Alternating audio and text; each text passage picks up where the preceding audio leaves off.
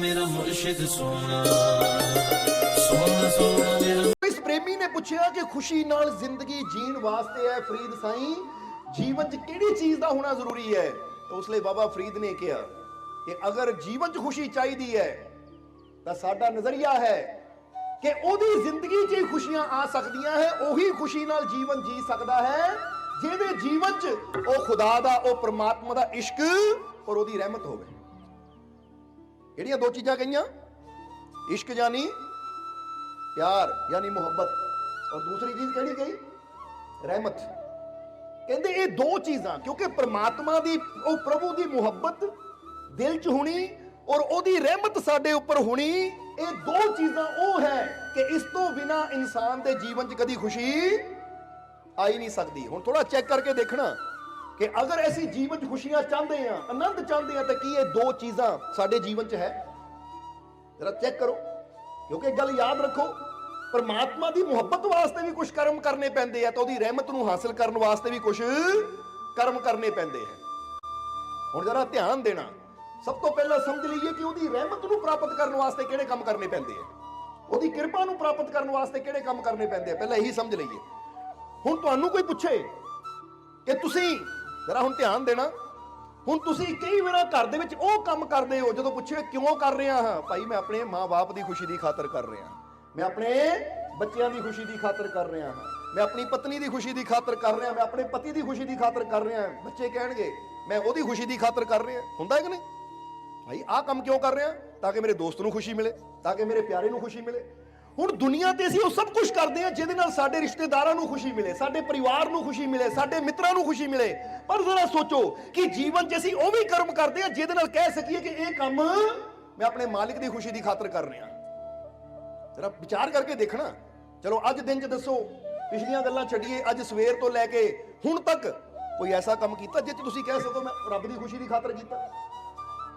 सवेरे सवेरे पत्नी चाह बनाती है, लिया के पति मोरे रख देंदी, पूछा क्यों? ताकि मेरा पति खुश रहे। समझदे हो कि नहीं? माता पिता ने पैरी हथ बच्चे लाते, पुछो क्यों? ताकि साडे माता पिता खुश रहन। यानी दसना की चाहते हैं, ऐसी दुनिया की हर शै नूं खुश करने की खातर। इत्थे तक भी देखिया है कि एक बंदे ने घर च कुत्ता रखिया होवे ना, कुत्ते की भी संगली फड़ के बंदा घुमाण ले जांदा, क्यों? ताकि मेरा कुत्ता खुश रहे, क्योंकि सैर करके कुत्ते भी चंगा लगता है। जवाब दो, सही है कि नहीं? ये तो कोई पूछे कि कुत्ते रोटी क्यों पाते हैं, भाई ये खुशी की वास्ते, इन्हू रोटी ना पावा, सैर ना करावा तो बेचारा परेशान हो जाएगा, बीमार हो जाएगा। हुण जानवरों तक की खुशी की बंदा फिक्र करता है। हुण इत्थे ही असीं समझना है कि दुनिया के उपर जो भी कुछ है ना, वो सब दी खुशी की तुसीं फिक्र कर लो, पर अगर वो रब दी खुशी की फिक्र ना की, जिसने ये दुनिया बनाई है, जिसने ये जीवन दिता है, अगर उन्होंने खुश करने वाला कोई कर्म ना किया तो तुहाडे जीवन च कदी खुशियां आ ही नहीं सकदियां। कारण की है ये भी जरा समझ लो। परमात्मा रहिंदा किथे है? जवाब दिओ, सानू जवाब दिओ। इन्नी संगत बैठी है, परमात्मा रहिंदा किथे है? हाथ खड़ा करके दसो परमात्मा किथे रहिंदा है?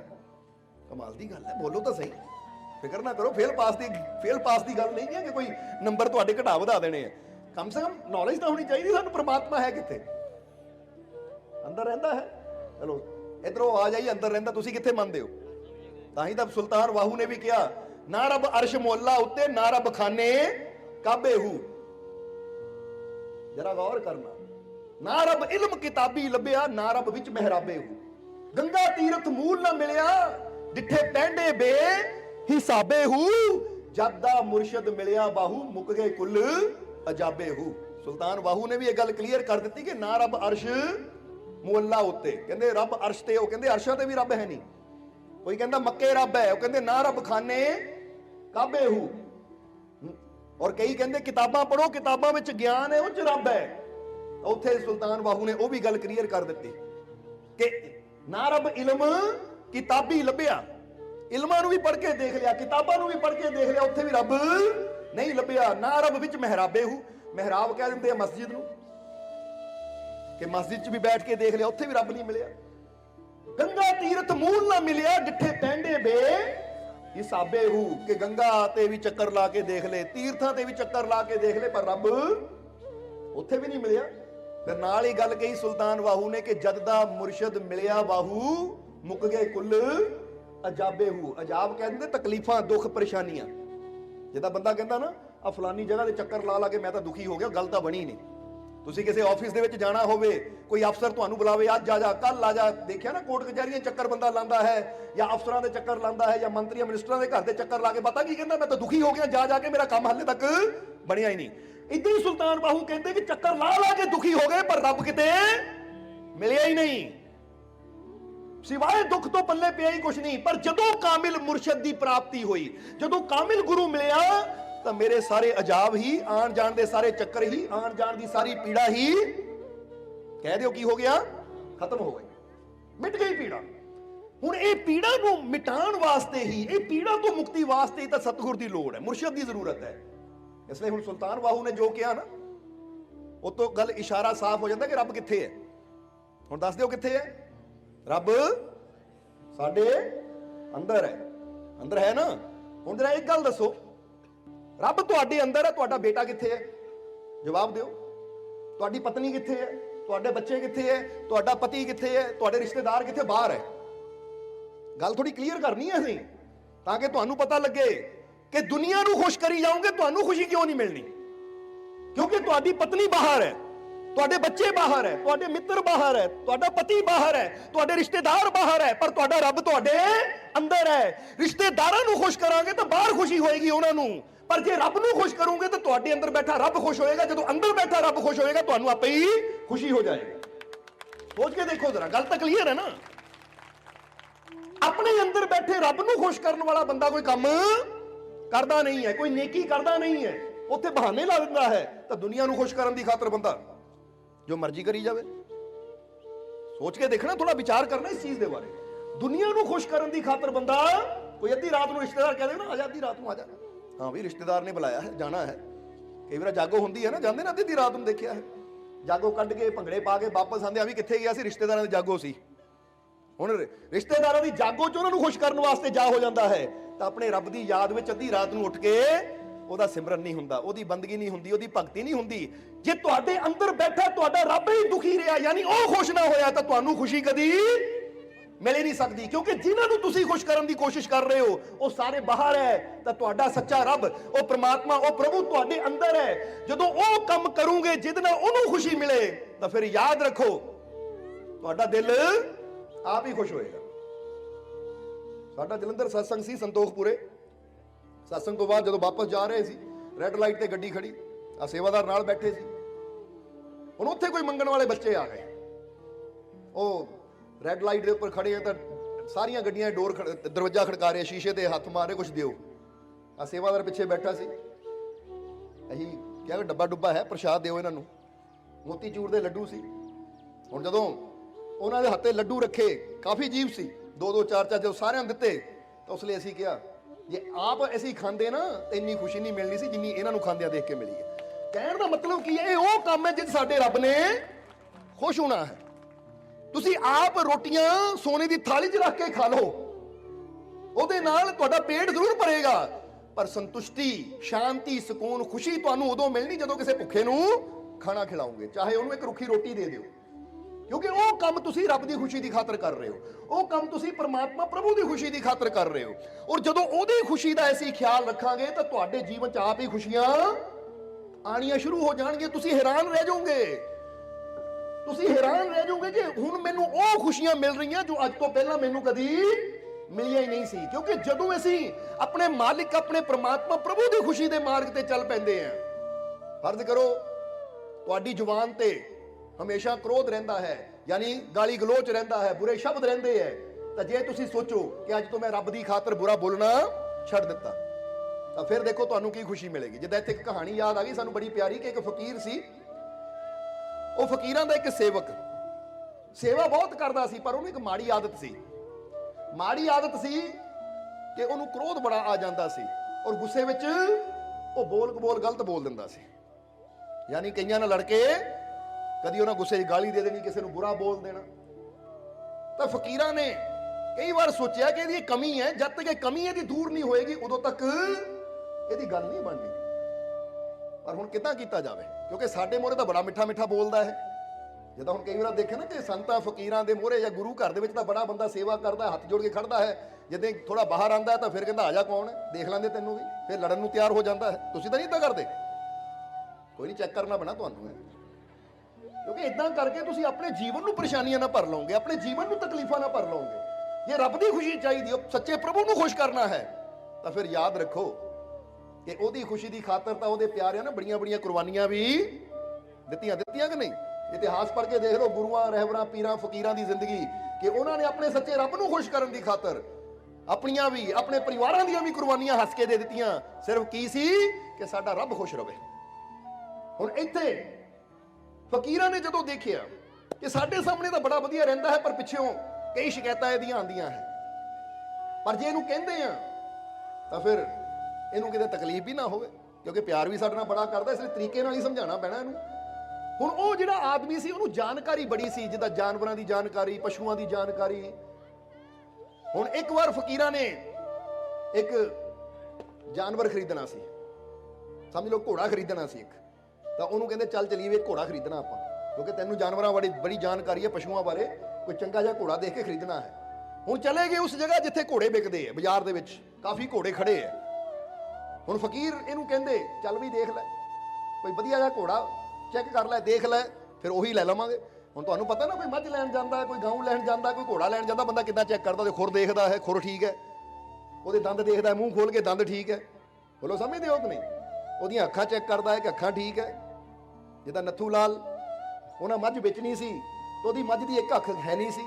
ਇੱਕ ਆਦਮੀ ਖਰੀਦਣ ਆਇਆ, ਕਹਿੰਦਾ ਜੀ ਕਿੰਨੇ ਪੈਸੇ? ਨੱਥੂ ਲਾਲ ਕਹਿੰਦਾ 50,000 ਰੁਪਇਆ। ਉਹ ਕਹਿੰਦਾ ਮੈਂ ਤਾਂ 25 ਦੇਣਾ ਹੈ। ਨੱਥੂ ਲਾਲ ਕਹਿੰਦਾ ਕਿਉਂ? ਕਹਿੰਦਾ ਇੱਕ ਅੱਖ ਤਾਂ ਇਹਦੀ ਕਾਣੀ ਹੈ, ਅੱਖਾਂ ਦੋ ਹੁੰਦੀਆਂ ਤਾਂ 50,000 ਦਿੰਦਾ, ਇੱਕ ਅੱਖ ਕਾਣੀ, ਇਸ ਲਈ 25 ਦੇਣਾ ਹੈ।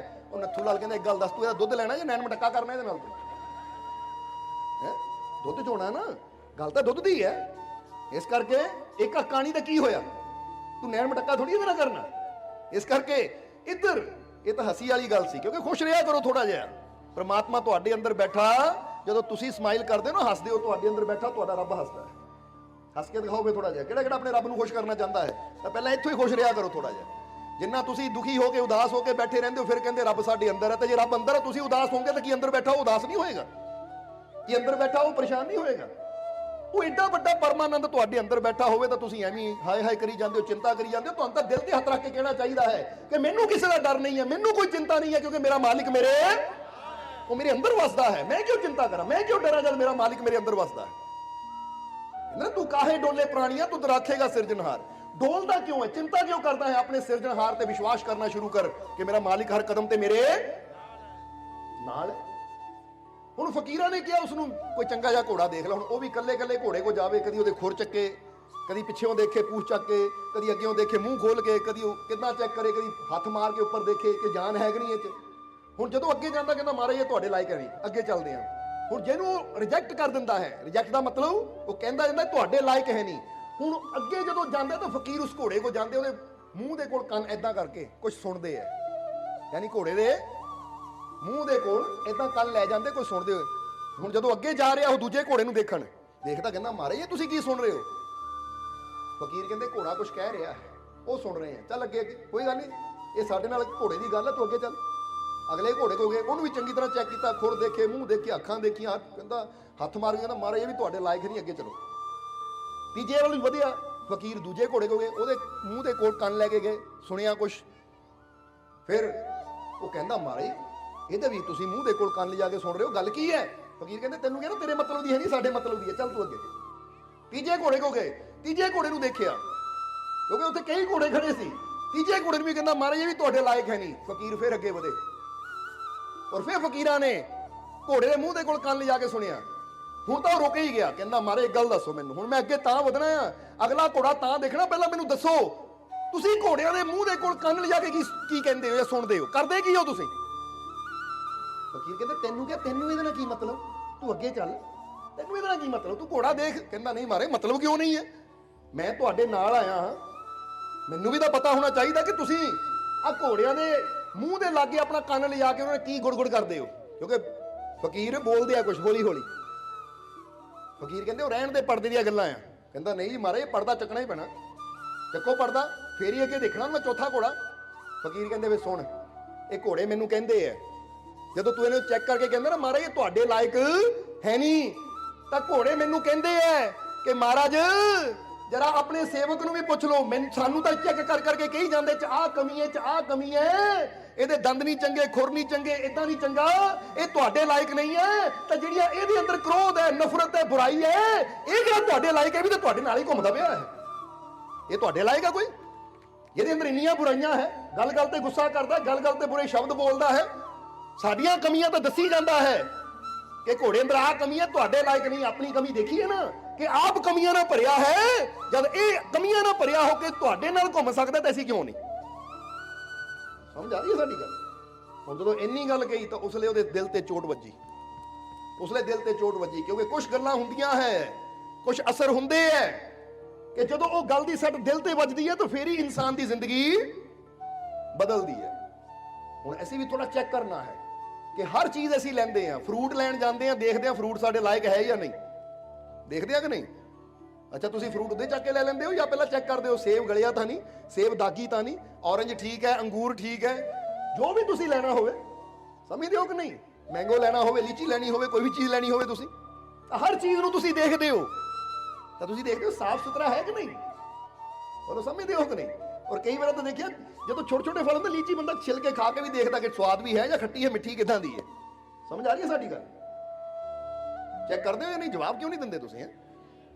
ਚੈੱਕ ਕਰਦੇ ਹੋ? ਹੁਣ ਜ਼ਰਾ ਸੋਚੋ, ਜੇ ਛੋਟਾ ਜਿਹਾ ਫਰੂਟ ਲੈਣ ਦੇ ਵਾਸਤੇ ਅਸੀਂ ਦੇਖਦੇ ਹਾਂ ਸਾਡੇ ਲਾਇਕ ਹੈ ਜਾਂ ਨਹੀਂ, ਤਾਂ ਫਿਰ ਅਸੀਂ ਇਹ ਕਿਉਂ ਨਹੀਂ ਆਪਣੇ ਜੀਵਨ ਬਾਰੇ ਸੋਚਦੇ ਕਿ ਅਸੀਂ ਉਹ ਕਰਮ ਕਰਦੇ ਹਾਂ ਕਿ ਆਪਣੇ ਮਾਲਕ ਦੇ ਲਾਇਕ ਹੋ ਸਕੀਏ?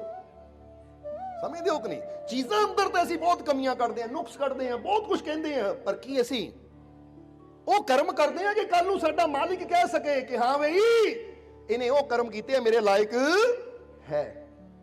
नहीं तो जितना जीसस क्राइस्ट ने किया है कि अगर तुम क्षमा करोगे तो तुम्हें भी क्षमा किया जाएगा, अगर तुम दया करोगे तो तुम पर भी दया की जाएगी। ਹੁਣ ਉਹ ਦੱਸਦੇ ਆ ਕਿ ਜੇ ਤੂੰ ਦੂਜਿਆਂ ਨੂੰ ਮਾਫ ਕਰੇਗਾ ਫਿਰ ਰੱਬ ਤੈਨੂੰ ਮਾਫ ਕਰੇਗਾ, ਜੇ ਤੂੰ ਦੂਜਿਆਂ ਨੂੰ क्षमा ਕਰੇਗਾ ਫਿਰ ਤੈਨੂੰ ਰੱਬ क्षमा ਕਰੇਗਾ, ਜੇ ਤੂੰ ਦੂਜਿਆਂ ਤੇ ਦਇਆ ਕਰੇਗਾ ਤਾਂ ਫਿਰ ਰੱਬ ਤੇਤੇ ਦਇਆ ਕਰੇਗਾ। ਜਿੱਦਾਂ ਹਜ਼ੂਰ ਗੌਸ ਨੂੰ ਪੀਰਾਂ ਨੇ ਪੀਰ ਜਨਾਬ ਦਸਤਗੀਰ ਹਜ਼ੂਰ ਨੂੰ ਉਹਨਾਂ ਦੇ ਇੱਕ ਸੇਵਕ ਨੇ ਪੁੱਛਿਆ ਕਿ ਮਹਾਰਾਜ ਤੁਸੀਂ ਕਹਿੰਦੇ ਹੋ ਕਿ ਮਾਫ ਕਰੋ, ਕਿੰਨੀ ਕੁ ਵਾਰ ਬੰਦੇ ਨੂੰ ਮਾਫ ਕਰਨਾ ਚਾਹੀਦਾ ਹੈ? ਇੱਕ ਵਾਰ ਗਲਤੀ ਕਰੇ ਮਾਫ ਕਰ ਦਿੱਤਾ, ਦੂਜੀ ਵਾਰ ਕਰੇ ਮਾਫ ਕਰ ਦਿੱਤਾ, ਤੀਜੀ ਵਾਰ ਕਰੇ ਮਾਫ ਕਰ ਦਿੱਤਾ, ਕਿ ਇਹ ਦੱਸੋ ਕਿ ਕਿੰਨੀ ਕੁ ਵਾਰ ਗਲਤੀ ਤੇ ਬੰਦੇ ਨੂੰ ਮਾਫ ਕਰਨਾ ਚਾਹੀਦਾ ਹੈ? ਤਾਂ ਹਜ਼ੂਰ ਨੇ ਮੁਸਕਰਾ ਕੇ ਕਿਹਾ, ਕਹਿੰਦੇ ਤੂੰ ਪੁੱਛ ਰਿਹਾ ਹੈ ਕਿ ਇਨਸਾਨ ਦੂਜੇ ਨੂੰ ਕਿੰਨੀ ਕੁ ਵਾਰ ਮਾਫ ਕਰੇ? ਕਿੰਨੀ ਕੁ ਵਾਰ? ਤਾਂ ਸੁਣ, ਜਿੰਨੀ ਵਾਰ ਤੂੰ ਚਾਹੁੰਦਾ ਤੇਰਾ ਰੱਬ ਤੈਨੂੰ ਮਾਫ ਕਰੇ, ਉਨੀ ਵਾਰ ਤੂੰ ਦੂਜੇ ਨੂੰ ਮਾਫ ਕਰ। ਸਮਝ ਆ ਰਹੀ ਹੈ ਸਾਡੀ ਗੱਲ? ਹੁਣ ਰੱਬ ਤੋਂ ਤਾਂ ਅਸੀਂ ਚਾਹੁੰਦੇ ਆ ਮੈਂ 100 ਗਲਤੀਆਂ ਕਰਾਂ, ਰੱਬ ਤਾਂ ਵੀ ਮੈਨੂੰ ਮਾਫ ਕਰ ਦੇਵੇ, ਪਰ ਦੂਜਾ ਇੱਕ ਗਲਤੀ ਕਰੇ ਤਾਂ ਅਸੀਂ ਕੀ ਕਰਦੇ ਆ? ਉਹਨੂੰ ਗਾਲੀ ਦਿੰਦੇ ਆ, ਇੱਥੇ ਤੱਕ ਕਿ ਝਗੜੇ ਹੋ ਜਾਂਦੇ ਆ ਕਿ ਕੋਰਟ ਕਚਹਿਰੀਆਂ ਤੱਕ ਗਲਤੀਆਂ ਗੱਲਾਂ ਪਹੁੰਚ ਜਾਂਦੀਆਂ ਹੈ, ਜ਼ਿੰਦਗੀ ਨਫ਼ਰਤ ਨਾਲ ਭਰ ਜਾਂਦੀ ਹੈ। ਹੁਣ ਅਸੀਂ ਅਗਰ ਪ੍ਰਮਾਤਮਾ ਨੂੰ ਖੁਸ਼ ਕਰਨਾ ਹੈ ਤਾਂ ਇਹ ਗੱਲ ਯਾਦ ਰੱਖੋ ਕਿ ਜੇ ਅਸੀਂ ਉਹਦੀ ਰਹਿਮਤ ਚਾਹੁੰਦੇ ਆ, ਕਿਰਪਾ ਚਾਹੁੰਦੇ ਆ, ਤਾਂ ਫਿਰ ਸਾਨੂੰ ਉਹ ਕਰਮ ਵੀ ਦੱਸਦੇ ਹੁਣ ਕੀ ਕਰਨਾ ਹੈ, ਕਰਨੇ ਪੈਣਗੇ। ਕਰਨੇ ਪੈਣਗੇ ਕਿ ਨਹੀਂ?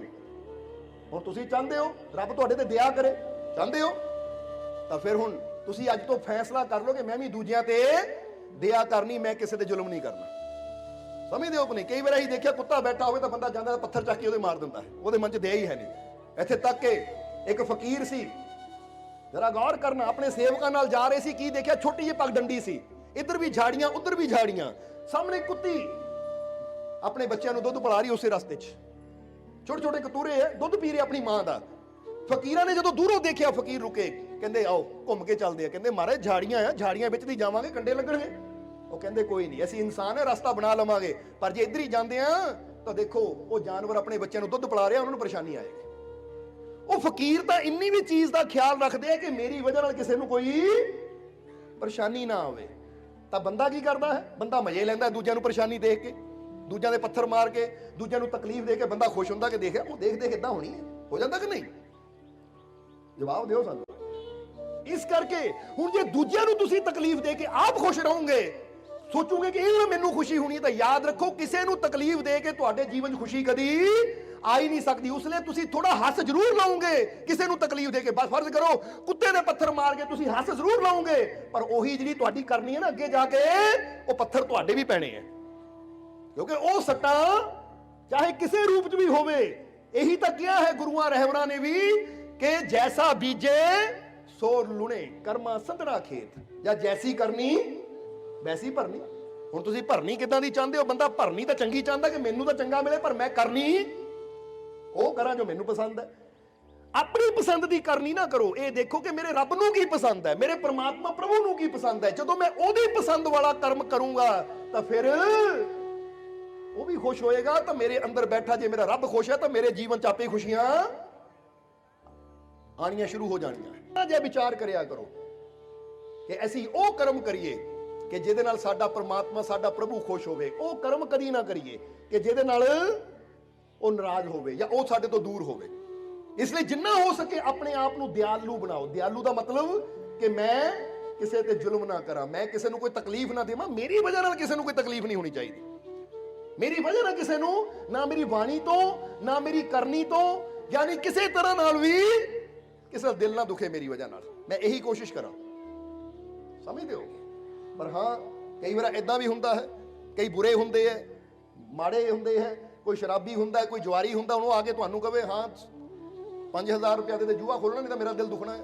ਤਾਂ ਤੁਸੀਂ ਕਹੋ ਲਈ ਮਾਲਕਾਂ ਨੇ ਕਿਹਾ ਦਿਲ ਨਹੀਂ ਦੁਖਣਾ, ਲੈ 5000। ਉਹ ਗਲਤ ਹੈ। ਗਲਤ ਵਿੱਚ ਕਿਸੇ ਦਾ ਸਾਥ ਦੇਣਾ ਉਹ ਗਲਤ ਹੈ। ਸਮਝਦੇ ਹੋ ਕਿ ਨਹੀਂ? ਜਦੋਂ ਕਰਮ ਕਰੋ ਖੁਸ਼ੀ ਦਾ ਖਿਆਲ ਰੱਖੋ। ਤਾਂ ਇਹ ਵੀ ਦੇਖੋ ਕਿ ਇਹ ਜੋ ਮੈਂ ਕਰ ਰਿਹਾ, ਇਹ ਕਰਮ ਮੇਰਾ ਮੇਰੇ ਰੱਬ ਦੇ ਨੇੜੇ ਲਿਜਾਣ ਵਾਲਾ ਹੈ ਜਾਂ ਮੇਰੇ ਰੱਬ ਤੋਂ ਦੂਰ ਕਰਨ ਵਾਲਾ ਹੈ। ਹੁਣ ਕੋਈ ਸ਼ਰਾਬੀ ਹੋਵੇ ਕਿ ਲੈ ਮੈਨੂੰ ਤਾਂ ਸ਼ਰਾਬ ਪੀ ਕੇ ਖੁਸ਼ੀ ਮਿਲਦੀ ਹੈ, ਜੇ ਮੈਨੂੰ ਪੈਸੇ ਨਾ ਦਿੱਤੇ, ਮੈਨੂੰ ਸ਼ਰਾਬ ਨਾ ਮਿਲੀ, ਮੇਰਾ ਦਿਲ ਦੁਖੀ ਹੋਣਾ ਹੈ। ਹੁਣ ਸੋਚੋ ਜੇ ਇਹਨੂੰ ਸ਼ਰਾਬ ਵਾਸਤੇ ਪੈਸੇ ਦਿੰਦਾ ਤਾਂ ਨੇਕੀ ਹੈ ਤੇ ਬੁਰਾਈ ਹੈ। ਇਹ ਵੀ ਸੋਚਣਾ ਨਾਲ ਨਾਲ, ਕਿਉਂਕਿ ਦੁਨੀਆ ਦੇ ਉੱਪਰ ਬਹੁਤ ਐਸੇ ਕਰਮ ਹੈ, ਕਿਉਂਕਿ ਕਈ ਇਨਸਾਨ ਐਸੇ ਜਿਨ੍ਹਾਂ ਨੂੰ ਬੁਰਾ ਕਰਨ 'ਚ ਖੁਸ਼ੀ ਮਿਲਦੀ ਹੈ, ਪਰ ਉਹਨਾਂ ਦੀ ਖੁਸ਼ੀ ਦੀ ਖਾਤਰ ਸਾਥ ਨਾ ਦਿਓ, ਕਿਉਂਕਿ ਉਹ ਬੁਰਾ ਕਰਮ ਉਹਨਾਂ ਵਾਸਤੇ ਹੀ ਮਾੜਾ, ਤਾਂ ਤੁਹਾਨੂੰ ਵੀ ਤੁਹਾਡੇ ਰੱਬ ਦੀਆਂ ਰਹਿਮਤਾਂ ਤੋਂ ਦੂਰ ਕਰ ਦੇਗਾ। ਇਸ ਲਈ ਜਦ ਵੀ ਕੋਈ ਕਰਮ ਕਰਨਾ ਹੈ ਤਾਂ ਨਾਲ ਇਹ ਵੀ ਵਿਚਾਰ ਕਰਨਾ ਹੈ ਕਿ ਇਹ ਮੇਰੇ ਮਾਲਿਕ ਦੀਆਂ, ਮੇਰੇ ਪ੍ਰਮਾਤਮਾ, ਮੇਰੇ ਪ੍ਰਭੂ ਦੀਆਂ ਨਜ਼ਰਾਂ 'ਚ ਇਹ ਕਰਮ ਮੈਨੂੰ ਉੱਚਾ ਕਰਨ ਵਾਲਾ ਹੈ ਜਾਂ ਗਿਰਾਉਣ ਵਾਲਾ ਹੈ, ਉਹਦੇ ਨੇੜੇ ਕਰਨ ਵਾਲਾ ਹੈ ਜਾਂ ਉਤੋਂ ਦੂਰ ਲੈ ਕੇ ਜਾਣ ਵਾਲਾ ਹੈ। ਇਹ ਗੱਲ ਹਮੇਸ਼ਾ ਯਾਦ ਰੱਖੋ, ਕਿਉਂਕਿ ਵੈਸੇ ਵੀ ਕਿਹਾ ਗਿਆ ਹੈ ਕਿ ਜਿੱਦਾਂ ਦੱਸਿਆ, ਜੇ ਜੀਵਨ 'ਚ ਖੁਸ਼ੀ ਚਾਹੀਦੀ ਹੈ, ਉਹਦੀ ਰਹਿਮਤ ਚਾਹੀਦੀ, ਜਿੱਦਾਂ ਬਾਬਾ ਫਰੀਦ ਨੇ ਕਿਹਾ ਨਾ ਕਿ ਜੀਵਨ 'ਚ ਖੁਸ਼ੀ ਉਹਨਾਂ ਦੀ ਆਉਂਦੀ ਹੈ ਜਿਨ੍ਹਾਂ ਦੇ ਕੋਲ ਦੋ ਚੀਜ਼ਾਂ ਹੈ, ਇੱਕ ਉਹਦਾ ਇਸ਼ਕ ਔਰ ਦੂਜਾ ਉਹਦੀ ਰਹਿਮਤ। ਕਿਉਂਕਿ ਤਾਂ ਹੀ ਗੁਰੂਆਂ ਨੇ ਵੀ ਕਿਹਾ ਕਿ ਮਿਹਨਤ ਮੇਰੀ ਤਾਂ ਰਹਿਮਤ ਤੇਰੀ, ਕਿ ਤੇਰੀ ਰਹਿਮਤ ਨਾਲ ਹੀ ਇਹ ਜੀਵਨ 'ਚ ਖੁਸ਼ੀਆਂ ਆਣੀਆਂ ਹੈ, ਸੁਧਾਰ ਆਣਾ ਹੈ, ਜੀਵਨ 'ਚ ਬਰਕਤਾਂ ਆਣੀਆਂ ਹੈ। ਕਿਉਂਕਿ ਬਰਕਤ ਇਨਸਾਨ ਦੇ ਹੱਥ 'ਚ ਨਹੀਂ ਹੁੰਦੀ, ਤੰਦਰੁਸਤੀ ਇਨਸਾਨ ਦੇ ਹੱਥ 'ਚ ਨਹੀਂ ਹੁੰਦੀ, ਕਾਮਯਾਬੀ ਇਨਸਾਨ ਦੇ ਹੱਥ 'ਚ ਨਹੀਂ ਹੁੰਦੀ। ਇਹ ਕਾਮਯਾਬੀ, ਇਹ ਤੰਦਰੁਸਤੀ, ਇਹ ਬਰਕਤ, ਇਹ ਸ਼ਾਂਤੀ, ਸਕੂਨ ਉਹਦੀ ਜਿੱਥੇ ਰਹਿਮਤ ਹੁੰਦੀ ਨਾ ਉੱਥੇ ਹੁੰਦਾ ਹੈ। ਇਹ ਗੱਲ ਯਾਦ ਰੱਖੋ ਹਮੇਸ਼ਾ।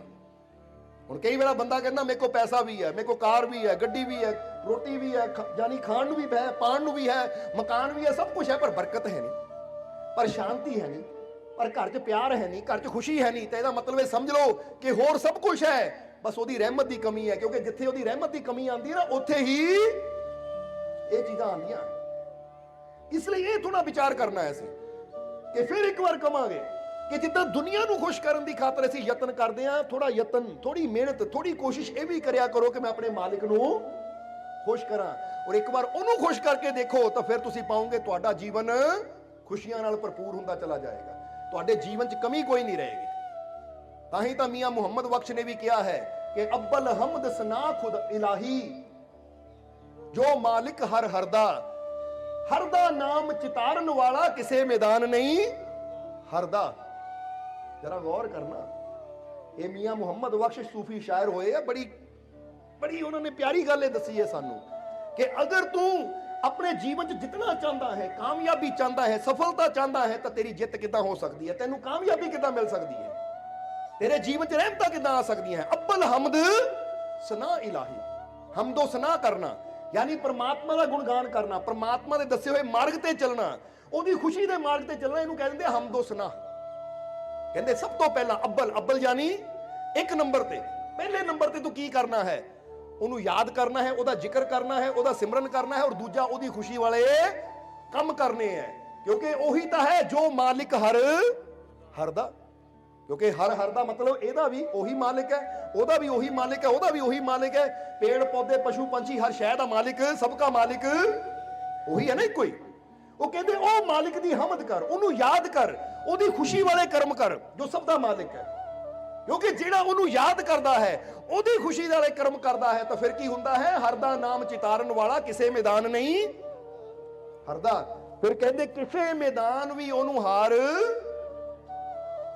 ਮਿਲਦੀ ਨਹੀਂ ਹੈ, ਹਰ ਪਾਸੇ ਉਹਦੀ ਜਿੱਤ ਹੀ ਹੁੰਦੀ ਹੈ, ਹਰ ਪਾਸੇ ਉਹਨੂੰ ਕਾਮਯਾਬੀ ਮਿਲਦੀ ਹੈ।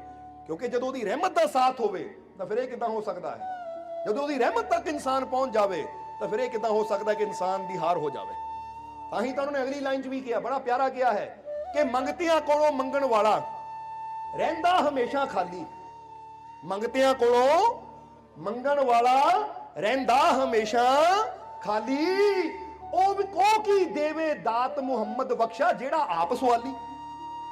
ਜਰਾ ਗੌਰ ਕਰਨਾ ਅਗਲੀ ਲਾਈਨ 'ਚ ਕੀ ਕਿਹਾ? ਉਹ ਕੀ ਦੇਵੇ ਦਾਤ ਮੁਹੰਮਦ ਬਖਸ਼ਾ ਜਿਹੜਾ ਆਪ ਸਵਾਲੀ।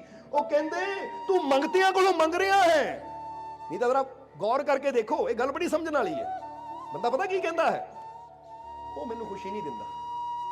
ਸਮਝਦੇ ਹੋ ਕਿ ਨਹੀਂ? ਤੁਸੀਂ ਖੁਸ਼ੀ ਕਿੱਥੋਂ ਮੰਗਦੇ ਹੋ? ਦੂਜਿਆਂ ਕੋਲੋਂ। ਦੂਜਿਆਂ ਕੋਲੋਂ ਖੁਸ਼ੀ ਮੰਗਦੇ ਹੋ। ਜਿਹਦਾ ਫਰਜ਼ ਕਰੋ, ਉਦਾਹਰਨ ਲੈ ਲਓ, ਪਤਨੀ ਕਹੇਗੀ ਪਤੀ ਮੈਨੂੰ ਖੁਸ਼ ਨਹੀਂ ਰੱਖਦਾ, ਤਾਂ ਪਤੀ ਕਹੇਗਾ ਪਤਨੀ ਮੈਨੂੰ ਖੁਸ਼ ਨਹੀਂ ਰੱਖਦੀ। ਮਾਤਾ ਪਿਤਾ ਕਹਿਣਗੇ ਬੱਚੇ ਸਾਨੂੰ ਖੁਸ਼ ਨਹੀਂ ਰੱਖਦੇ, ਬੱਚੇ ਕਹਿਣਗੇ ਮਾਤਾ ਪਿਤਾ ਸਾਨੂੰ ਖੁਸ਼ ਨਹੀਂ ਰੱਖਦੇ। ਹੁੰਦਾ ਕਿ ਨਹੀਂ ਏਦਾਂ? ਜੇ ਆਪਾਂ ਦੇਖਿਆ ਜਾਵੇ ਤਾਂ ਹਮੇਸ਼ਾ ਬੰਦਾ ਦੂਜਿਆਂ ਤੇ ਕਹਿ ਦਿੰਦਾ ਹੈ ਉਹ ਮੈਨੂੰ ਖੁਸ਼ ਨਹੀਂ ਰੱਖਦਾ। ਉਹ ਭਾਈ ਜਿਹੜਾ ਆਪ ਖੁਸ਼ੀ ਦਾ ਮੰਗਤਾ ਹੋਵੇ, ਆਪ ਖੁਸ਼ੀਆਂ ਲੱਭ ਰਿਹਾ ਹੋਵੇ, ਜਿਹੜਾ ਆਪ ਹੀ ਖਾਲੀ ਹੋਵੇ, ਤੇ ਤੈਨੂੰ ਖੁਸ਼ੀ ਕੀ ਦੇਣੀ ਹੈ? ਸੋਚ ਕੇ ਦੇਖੋ ਜ਼ਰਾ। ਹੁਣ ਇੱਥੇ ਬੈਠੇ ਨਾ ਪਤੀ ਪਤਨੀ, ਜਾਂ ਬੈਠੇ ਭਰਾ ਭਰਾ, ਬਾਪ ਬੇਟਾ। ਹੁਣ ਬਾਪ ਨੇ ਕਹਿਣਾ ਪੁੱਤ ਉਹ ਕੰਮ ਕਰ ਜਿਹਨਾਂ ਮੈਨੂੰ ਖੁਸ਼ੀ ਮਿਲੇ, ਮਾਂ ਨੇ ਕਹਿਣਾ ਪੁੱਤ ਉਹ ਕੰਮ ਕਰ ਜਿਹਨਾਂ ਮੈਨੂੰ ਖੁਸ਼ੀ ਮਿਲੇ। ਏਦਾਂ ਹੋਣਾ ਨਾ। ਤਾਂ ਬੱਚਿਆਂ ਨੇ ਕੀ ਕਹਿਣਾ? ਮੰਮੀ ਡੈਡੀ ਸਾਨੂੰ ਆਹ ਚੀਜ਼ ਲੈ ਦਿਓ ਤਾਂ ਕਿ ਸਾਨੂੰ ਖੁਸ਼ੀ ਮਿਲੇ, ਸਾਨੂੰ ਮੋਟਰਸਾਈਕਲ ਲੈ ਦਿਓ, ਸਾਨੂੰ ਗੱਡੀ ਲੈ ਦਿਓ, ਸਾਨੂੰ ਆਹ ਕਰ ਦਿਓ ਤਾਂ ਕਿ ਸਾਨੂੰ ਖੁਸ਼ੀ ਮਿਲੇ। ਕਿਉਂਕਿ ਬੱਚੇ ਆਪਣੀ ਖੁਸ਼ੀ ਦੇਖਦੇ ਹੈ ਕਿ ਮਾਂ-ਬਾਪ ਸਾਡੀ ਗੱਲ ਮੰਨੀ ਜਾਣ ਤਾਂ ਸਾਨੂੰ ਖੁਸ਼ੀ ਮਿਲਦੀ ਰਹੇ, ਜੋ ਮੰਗੀਏ ਮਿਲ ਜਾਵੇ ਤਾਂ ਅਸੀਂ ਖੁਸ਼। ਤਾਂ ਮਾਤਾ ਪਿਤਾ ਕਹਿੰਦੇ ਬੱਚੇ ਸਾਡੀ ਗੱਲ ਮੰਨਦੇ ਰਹਿਣ, ਜੋ ਕਹਿ ਦਈਏ, ਜਿੱਥੇ ਕਹਿ ਦਈਏ ਉੱਥੇ ਖੜ ਜਾਂਦਾ, ਅਸੀਂ ਖੁਸ਼। ਹੁਣ ਉਹ ਵੀ ਖੁਸ਼ੀ ਮੰਗਦਾ, ਉਹ ਵੀ ਖੁਸ਼ੀ ਮੰਗਦਾ। ਇਹਦਾ ਮਤਲਬ ਮੰਗੇਗਾ ਕੌਣ? ਕਿ ਇਹਦੇ ਕੋਲ ਵੀ ਖੁਸ਼ੀ ਹੈ ਨਹੀਂ, ਉਹਦੇ ਕੋਲ ਵੀ ਹੈ ਨਹੀਂ। ਕਿਉਂਕਿ ਜੇ ਇਹਦੇ ਕੋਲ ਹੁੰਦੀ ਤਾਂ ਇਹਨਾਂ ਉਹਦੇ ਕੋਲ ਕਿਉਂ ਮੰਗਣੀ ਸੀ? ਜੇ ਇਹਦੇ ਕੋਲ ਹੁੰਦੀ ਇਹਨਾਂ ਉਹਦੇ ਕੋਲੋਂ ਕਿਉਂ ਮੰਗਣੀ ਸੀ? ਹੁਣ ਦੋਨੇ ਹੀ ਮੰਗਦੇ ਐ, ਹੁਣ ਦੋਨਾਂ ਕੋਲ ਹੈ ਨਹੀਂ, ਤਾਂ ਦੋਨੇ ਇੱਕ ਦੂਜੇ ਤੋਂ ਮੰਗਦੇ, ਤਾਂ ਮਿਲਣੀ ਕਿੱਥੋਂ ਹੈ? ਸਮਝ ਆ ਰਹੀ ਗੱਲ ਜਾਂ ਉੱਪਰੋਂ ਜਾ ਰਹੀ ਹੈ? ਪਤਾ ਲੱਗ ਰਿਹਾ? ਹੁਣ ਆਪ ਸੋਚ ਕੇ ਦੇਖੋ, ਮੰਗਤਿਆਂ ਕੋਲੋਂ ਮੰਗਣ ਵਾਲਾ ਰਹਿੰਦਾ ਸਦਾ ਹੀ ਖਾਲੀ। ਹੁਣ ਬੰਦਾ ਵੀ ਮੰਗਤਿਆਂ ਕੋਲੋਂ ਮੰਗਦਾ ਹੈ, ਮੈਨੂੰ ਇਹ ਤੋਂ ਮਿਲ ਜਾਵੇ, ਮੈਨੂੰ ਉਹ ਤੋਂ ਖੁਸ਼ੀ ਮਿਲ ਜਾਵੇ, ਮੈਨੂੰ ਆਹ ਖੁਸ਼ੀ ਦੇ ਦੇਵੇ, ਮੈਨੂੰ ਉਹ ਖੁਸ਼ੀ ਦੇ ਦੇਵੇ। ਉਹ ਖੁਸ਼ੀਆਂ ਦਾ ਦਾਤਾ। ਹੁਣ ਗੁਰਬਾਣੀ ਕੀ ਕਹਿੰਦੀ ਹੈ? ਸਭ ਸੁਖ ਦਾਤਾ। ਜਵਾਬ ਦੇ ਦਿਓ, ਰਾਮ ਹੈ। ਹੁਣ ਸਾਰੇ ਸੁੱਖਾਂ ਦਾ ਦਾਤਾ ਤਾਂ ਪ੍ਰਮਾਤਮਾ, ਉਹ ਪ੍ਰਭੂ, ਉਹ ਨਿਰੰਕਾਰ, ਉਹ ਮਾਲਿਕ ਹੈ। ਹੁਣ ਜੇ ਅਸੀਂ ਖੁਸ਼ੀ ਚਾਹੁੰਦੇ ਹਾਂ ਤਾਂ ਮੰਗਤਿਆਂ ਕੋਲੋਂ ਮੰਗਣ ਨਾਲ ਸਾਨੂੰ ਖੁਸ਼ੀ ਕਦੀ ਮਿਲ ਹੀ ਨਹੀਂ ਸਕਦੀ। ਮੰਗਤਿਆਂ ਕੋਲੋਂ ਹਮੇਸ਼ਾ ਜੋ ਮੰਗਦਾ ਹੈ ਨਾ, ਮੰਗਤਿਆਂ ਕੋਲੋਂ ਮੰਗਣ ਵਾਲਾ ਰਹਿੰਦਾ ਹਮੇਸ਼ਾ ਖਾਲੀ। ਉਹ ਕੀ ਦੇਵੇ ਦਾਤ ਮੁਹੰਮਦ ਬਖਸ਼ਾ ਜਿਹੜਾ ਆਪ ਸਵਾਲੀ। ਸਵਾਲੀ ਕਹਿ ਦਿੰਦੇ ਜੋ ਦਰ ਦਰ ਜਾ ਕੇ ਸਵਾਲ ਕਰਦਾ, ਮੰਗਦਾ ਫਿਰਦਾ, ਮੈਨੂੰ ਦੇ ਦਿਓ, ਮੈਨੂੰ ਦੇ ਦਿਓ। ਹੁਣ ਇੱਕ ਭਿਖਾਰੀ ਜਾਂਦਾ ਹੋਵੇ ਕਿਤੇ ਮੰਗਦਾ, ਤੁਸੀਂ ਉਹਨੂੰ ਕਹੋ ਭਾਈ ਮੈਨੂੰ ਕੁਝ ਦੇ ਦੇ, ਭਿਖਾਰੀ ਨੇ ਹੱਸਣਾ, ਕਹਿਣਾ ਦਿਮਾਗ ਖਰਾਬ ਆ, ਮੈਂ ਤਾਂ ਆਪ ਮੰਗ ਮੰਗ ਕੇ ਪੇਟ ਭਰਦਾ, ਤੂੰ ਮੇਰੇ ਕੋਲ ਮੰਗ ਰਿਹਾ। ਜ਼ਰਾ ਸੋਚ ਕੇ ਦੇਖੋ। ਹੁਣ ਕੋਈ ਤੁਹਾਨੂੰ ਕਹੇ ਉਹ ਭਿਖਾਰੀ ਬੈਠਾ, ਜਾ ਉਹਦੇ ਕੋਲ ਮੰਗ ਕੇ ਲਿਆ, ਤੁਸੀਂ ਜਾਓਗੇ? ਕਿਉਂਕਿ ਤੁਹਾਨੂੰ ਪਤਾ ਜਿਹੜਾ ਆਪ ਮੰਗਦਾ ਹੈ ਉਹਦੇ ਕੋਲ ਮੈਂ ਮੰਗੂਗਾ ਤਾਂ ਮੈਨੂੰ ਕੀ ਮਿਲਣਾ ਉੱਥੋਂ? ਮੈਂ ਮੰਗਾ ਤਾਂ ਕਿਸੇ ਬਾਦਸ਼ਾਹ ਦੇ ਦਰ ਤੇ ਜਾ ਕੇ ਮੰਗਾ, ਉਹਦੇ ਦਰ ਤੇ ਮੰਗਾ ਜੋ ਦਾਤਾਂ ਦਾ ਭੰਡਾਰ ਹੈ, ਜੋ ਆਪ ਦਾਤਾ ਹੈ। ਇਸ ਲਈ ਖੁਸ਼ੀ ਸਾਨੂੰ ਕਿੱਥੋਂ ਮਿਲੇਗੀ? ਆਨੰਦ ਸਾਨੂੰ ਕਿੱਥੋਂ ਮਿਲੇਗਾ? ਇੱਕ ਵਾਰ ਫਿਰ ਤੁਹਾਨੂੰ ਦੱਸ ਦਈਏ ਕਿ ਜਿਹੜੇ ਆਨੰਦ ਦੇ ਭੰਡਾਰ ਹੁੰਦੇ ਨੇ ਉਹ ਤੁਹਾਡੇ ਕੋਲੋਂ ਕੁਝ ਨਹੀਂ ਮੰਗਦੇ, ਬਲਕਿ ਜਦੋਂ ਤੁਸੀਂ ਉਹਨਾਂ ਨਾਲ ਜੁੜਦੇ ਹੋ ਤਾਂ ਤੁਹਾਨੂੰ ਇੰਨੀਆਂ ਖੁਸ਼ੀਆਂ ਮਿਲਣੀਆਂ ਸ਼ੁਰੂ ਹੋ ਜਾਂਦੀਆਂ ਕਿ ਤੁਸੀਂ ਹੈਰਾਨ ਰਹਿ ਜਾਂਦੇ ਹੋ ਕਿ ਮੇਰੇ ਜੀਵਨ 'ਚ ਹੁਣ ਸੁੱਖਾਂ ਦੀ ਕਮੀ ਕੋਈ ਨਹੀਂ। ਉਹ ਬੰਦਾ ਕਹਿੰਦਾ ਨਾ ਕਿੱਦਾਂ ਦਾ ਪੇੜ ਹੈ ਜਿੱਥੇ ਫਲ ਹੀ ਫਲ ਲੱਗੇ ਹੋਏ ਆ। ਹੁਣ ਪੇੜ ਦੇ ਕੋਲ ਚਲੇ ਜਾਵਾਂਗੇ, ਫਲ ਜਿੰਨੇ ਮਰਜ਼ੀ ਲਈ ਜਾਓ, ਪੇੜ ਨੇ ਨਹੀਂ ਕਹਿਣਾ ਮੈਨੂੰ ਦੇ, ਕਿਉਂਕਿ ਪਤਾ ਹੈ ਇੱਕ ਤੋੜਿਆ ਨਵਾਂ ਆ ਜਾਣਾ ਹੈ, ਉਹ ਤੋੜਿਆ ਨਵਾਂ ਆ ਜਾਣਾ ਹੈ, ਜਿੰਨੇ ਮਰਜ਼ੀ ਲਈ ਜਾਓ। ਉਹ ਪਰਮਾਤਮਾ, ਉਹ ਪ੍ਰਭੂ, ਉਹ ਦਾਤਾ ਵੀ ਆਨੰਦ ਦਾ, ਖੁਸ਼ੀਆਂ ਦਾ ਇਦਾਂ ਦਾ ਭੰਡਾਰ ਹੈ ਕਿ ਤੁਸੀਂ ਦਿੰਦਾ ਦੇ ਲੈਂਦੇ ਥੱਕ ਪਾਹੀ। ਤੁਸੀਂ ਥੱਕ ਜਾਓਗੇ ਲੈ ਲੈ ਕੇ, ਪਰ ਉਹਦੀ ਦਾਤ ਉਹ ਨਹੀਂ ਕਦੀ ਮੁੱਕਣੀ। ਪਰ ਉਹਦੇ ਦਰ ਤੱਕ ਪਹੁੰਚੀਏ ਤਾਂ ਸਹੀ, ਉਹਦੇ ਨਾਲ ਆਪਣੀ ਤਾਰ ਜੋੜੀਏ ਤਾਂ ਸਹੀ। ਤਾਰਾਂ ਹੀ ਅਸੀਂ ਦੁਨੀਆ ਨਾਲ ਜੋੜੀ ਫਿਰਦੇ ਹਾਂ, ਦੁਨੀਆ ਕੋਲੋਂ ਲੱਭਦੇ ਫਿਰਦੇ ਹਾਂ ਖੁਸ਼ੀਆਂ, ਸੰਸਾਰ ਕੋਲੋਂ ਲੱਭਦੇ ਫਿਰਦੇ ਹਾਂ ਆਨੰਦ। ਲੱਭੀਏ ਉੱਥੋਂ ਜਿੱਥੋਂ ਪਤਾ ਹੈ ਮਿਲਣਾ ਹੈ। ਜਿੱਦਾਂ ਬਾਬਾ ਫਰੀਦ ਨੇ ਕਿਹਾ ਹੈ ਨਾ ਕਿ ਫਰੀਦਾ ਸੋਈ ਸਰਵਰ ਢੂੰਢੀ ਲੈ, ਜਿੱਥੇ ਲੱਭੇ ਵਸਤ, ਛੱਪੜ ਢੂੰਡੇ ਕਿਆ ਮਿਲੇ, ਚਿੱਕੜ ਡੂਬੇ ਹਸਤ। ਕੀ ਕਹਿੰਦੇ ਆ? ਛੱਪੜਾਂ 'ਚ ਅਗਰ ਤੂੰ ਲੱਭੇਗਾ ਮੋਤੀਆਂ ਨੂੰ ਤਾਂ ਛੱਪੜ 'ਚ ਮੋਤੀ ਮਿਲਣਗੇ ਤੈਨੂੰ। ਜਰਾ ਸੋਚ ਕੇ ਦੇਖੋ। ਜਿਹਦਾ ਇੱਕ ਕਹਾਣੀ ਬੜੀ ਪਿਆਰੀ ਇੱਥੇ ਯਾਦ ਆ ਗਈ ਸਾਨੂੰ ਕਿ ਇੱਕ ਵਾਰ ਇੱਕ ਬਾਪ ਬੇਟਾ ਤੁਰੇ ਜਾ ਰਹੇ ਸੀ। ਕੀ ਦੇਖਿਆ ਕਿ ਇੱਕ ਛੱਪੜ ਹੈ, ਛੱਪੜ ਹੈ, ਉਹਦੇ ਵਿੱਚ ਇੱਕ ਸੋਨੇ ਦਾ ਫਲ ਨਜ਼ਰ ਆ ਰਿਹਾ, ਸੇਬ ਸੋਨੇ ਦਾ। ਕਹਾਣੀ ਸਿਰਫ ਸਾਨੂੰ ਗਿਆਨ ਦੇਣ ਵਾਸਤੇ ਹੈ। ਦੇਖਿਆ, ਉਹਨੇ ਦੇਖ ਰਿਹਾ ਹੈ ਫਲ, ਚੱਲ ਬੇਟਾ ਅਗਰ ਇਹ ਸੋਨੇ ਦਾ ਸੇਬ ਅਸੀਂ ਕੱਢ ਲਈਏ ਛੱਪੜ ਚੋਂ ਤਾਂ ਸਾਡੀ ਤਾਂ ਗੱਲ ਬਣ ਜਾਏਗੀ। ਦੋਨਾਂ ਨੇ ਕਹਿੰਦੇ ਛੱਪੜ ਚ ਉਤਰ ਕੇ ਗੋਡੇ ਗੋਡੇ ਔਰ ਐਂ ਕੱਢਣ ਦੀ ਕੋਸ਼ਿਸ਼ ਕੀਤੀ, ਪਰ ਸੇਬ ਹੱਥ ਹੀ ਨਾ ਆਵੇ। ਬੜੀ ਅੱਗੇ ਅੱਗੇ ਵੱਧਦੇ ਆ, ਕੋਸ਼ਿਸ਼ ਕਰਦੇ, ਹੱਥ ਹੀ ਨਾ ਆਵੇ। ਹੁਣ ਬੜੇ ਪਰੇਸ਼ਾਨ ਹੋ ਗਏ ਦੋਨਾਂ ਨੇ, ਬੜੀ ਮਿਹਨਤ ਕੀਤੀ, ਆਖਰ ਪਰੇਸ਼ਾਨ ਹੋ ਕੇ ਫਿਰ ਬਾਹਰ ਆ ਗਏ। ਫਿਰ ਦੇਖਿਆ ਸੇਬ ਤਾਂ ਵਿੱਚ ਹੈ। ਹੁਣ ਕਹਿੰਦੇ ਬੇਟਾ ਥੋੜਾ ਹੋਰ ਅੱਗੇ ਚਲੀ। ਹੁਣ ਕਮਰ ਤੱਕ ਗਏ, ਕਮਰ ਤੱਕ ਗਏ, ਸੇਬ ਫਿਰ ਵੀ ਹੱਥ ਨਾ ਆਵੇ। ਬੜੀ ਕੋਸ਼ਿਸ਼ ਕਰਕੇ ਫਿਰ ਬਾਹਰ ਆਏ, ਫਿਰ ਦੇਖਿਆ ਸੇਬ ਤਾਂ ਉੱਥੇ ਹੀ ਹੈ, ਹੱਥ ਕਿਉਂ ਨਹੀਂ ਆਉਂਦਾ। ਫਿਰ ਕਹਿੰਦੇ ਥੋੜਾ ਹੋਰ ਅੱਗੇ ਜਾਈਏ, ਹੋਰ ਗਏ, ਕਹਿੰਦੇ ਆਪਣੇ ਬਾਹਾਂ ਤੱਕ, ਕਿਉਂਕਿ ਗਰਦਨ ਤੱਕ ਚਲੇ ਗਏ, ਪਰ ਸੇਬ ਫਿਰ ਹੱਥ ਨਹੀਂ ਆਇਆ। ਹੁਣ ਪਰੇਸ਼ਾਨ ਹੋ ਕੇ ਉੱਥੇ ਲੱਭ ਰਹੇ ਆ, ਜਦੋਂ ਇੱਕ ਫਕੀਰ ਉੱਥੇ ਦੀ ਗੁਜ਼ਰੇ। ਦੇਖਿਆ ਕਿ ਛੱਪੜ, ਗੰਦੇ ਛੱਪੜ ਦੇ ਵਿੱਚ ਗਰਦਨ ਤੱਕ ਦੋਨੇ ਹੀ ਬਾਪ ਬੇਟਾ ਡੁੱਬੇ ਹੋਏ ਐ, ਹੱਥ ਪੈਰ ਮਾਰ ਰਹੇ, ਕਰ ਕੀ ਰਹੇ ਆ ਇਹ। ਫਕੀਰਾਂ ਨੇ ਪੁੱਛਿਆ ਭਾਈ ਕਰ ਕੀ ਰਹੇ ਹੋ ਗੰਦੇ ਛੱਪੜ 'ਚ। ਉਹ ਦੋਨੇ ਬਾਹਰ ਆਏ, ਕਹਿੰਦੇ ਮਹਾਰਾਜ ਸਮਝ ਨਹੀਂ ਆ ਰਹੀ, ਬੜੀ ਦੇਰ ਤੋਂ ਕੋਸ਼ਿਸ਼ ਕਰ ਰਹੇ ਆ, ਆਹ ਦੇਖੋ ਸਾਹਮਣੇ। ਜਦੋਂ ਦਿਖਾਇਆ ਤੇ ਇੱਕ ਸੇਬ ਸੋਨੇ ਦਾ ਚਮਕ ਰਿਹਾ ਹੈ। ਕਹਿੰਦੇ ਮਹਾਰਾਜ ਉਹ ਦੇਖੋ, ਆਹ ਸੇਬ ਸਾਹਮਣੇ ਹੈ। ਬੜੀ ਕੋਸ਼ਿਸ਼ ਕਰ ਰਹੇ ਆ ਕੱਢਣ ਦੀ, ਬੜੀ ਕੋਸ਼ਿਸ਼ ਕਰ ਰਹੇ, ਹੱਥ ਆ ਜਾਵੇ ਪਰ ਆਂਦਾ ਹੀ ਨਹੀਂ ਹੈ। ਪਹਿਲਾਂ ਗੋਡਿਆਂ ਤੱਕ, ਫਿਰ ਕਮਰ ਤੱਕ, ਹੁਣ ਗਰਦਨ ਤੱਕ ਵੀ ਚਲੇ ਗਏ, ਹੱਥ ਫਿਰ ਨਹੀਂ ਆਇਆ। ਉਹ ਫਕੀਰ ਕਹਿੰਦੇ ਪਾਗਲੋ ਕਰ ਕੀ ਰਹੇ ਹੋ ਤੁਸੀਂ, ਜਿੱਥੇ ਹੈ ਹੀ ਨਹੀਂ ਉੱਥੇ ਲੱਭੂਗੇ ਕਿੱਥੋਂ ਮਿਲੇਗਾ। ਉਹ ਕਹਿੰਦੇ ਮਹਾਰਾਜ ਕੀ ਮਤਲਬ ਹੈ ਨਹੀਂ, ਸਾਹਮਣੇ ਹੈ ਤਾਂ ਸਹੀ, ਦੇਖੋ ਆ ਨਜ਼ਰ ਆਂਦਾ ਹੈ। ਉਹ ਫਕੀਰ ਕਹਿੰਦੇ ਇੱਥੇ ਨਜ਼ਰ ਜ਼ਰੂਰ ਆਂਦਾ ਹੈ ਪਰ ਇੱਥੇ ਨਹੀਂ ਹੈ ਪਤਾ ਕਿਤੇ, ਉਹ ਦੇਖੋ ਉੱਪਰ। ਕਹਿੰਦੇ ਪੇੜ ਦੀ ਡਾਲ ਸੀ, ਉਹਦੇ ਉੱਪਰ ਸੇਬ ਲੱਗਾ ਸੀ, ਉਹਦੀ ਪਰਛਾਈ ਥੱਲੇ ਪੈ ਰਹੀ ਸੀ।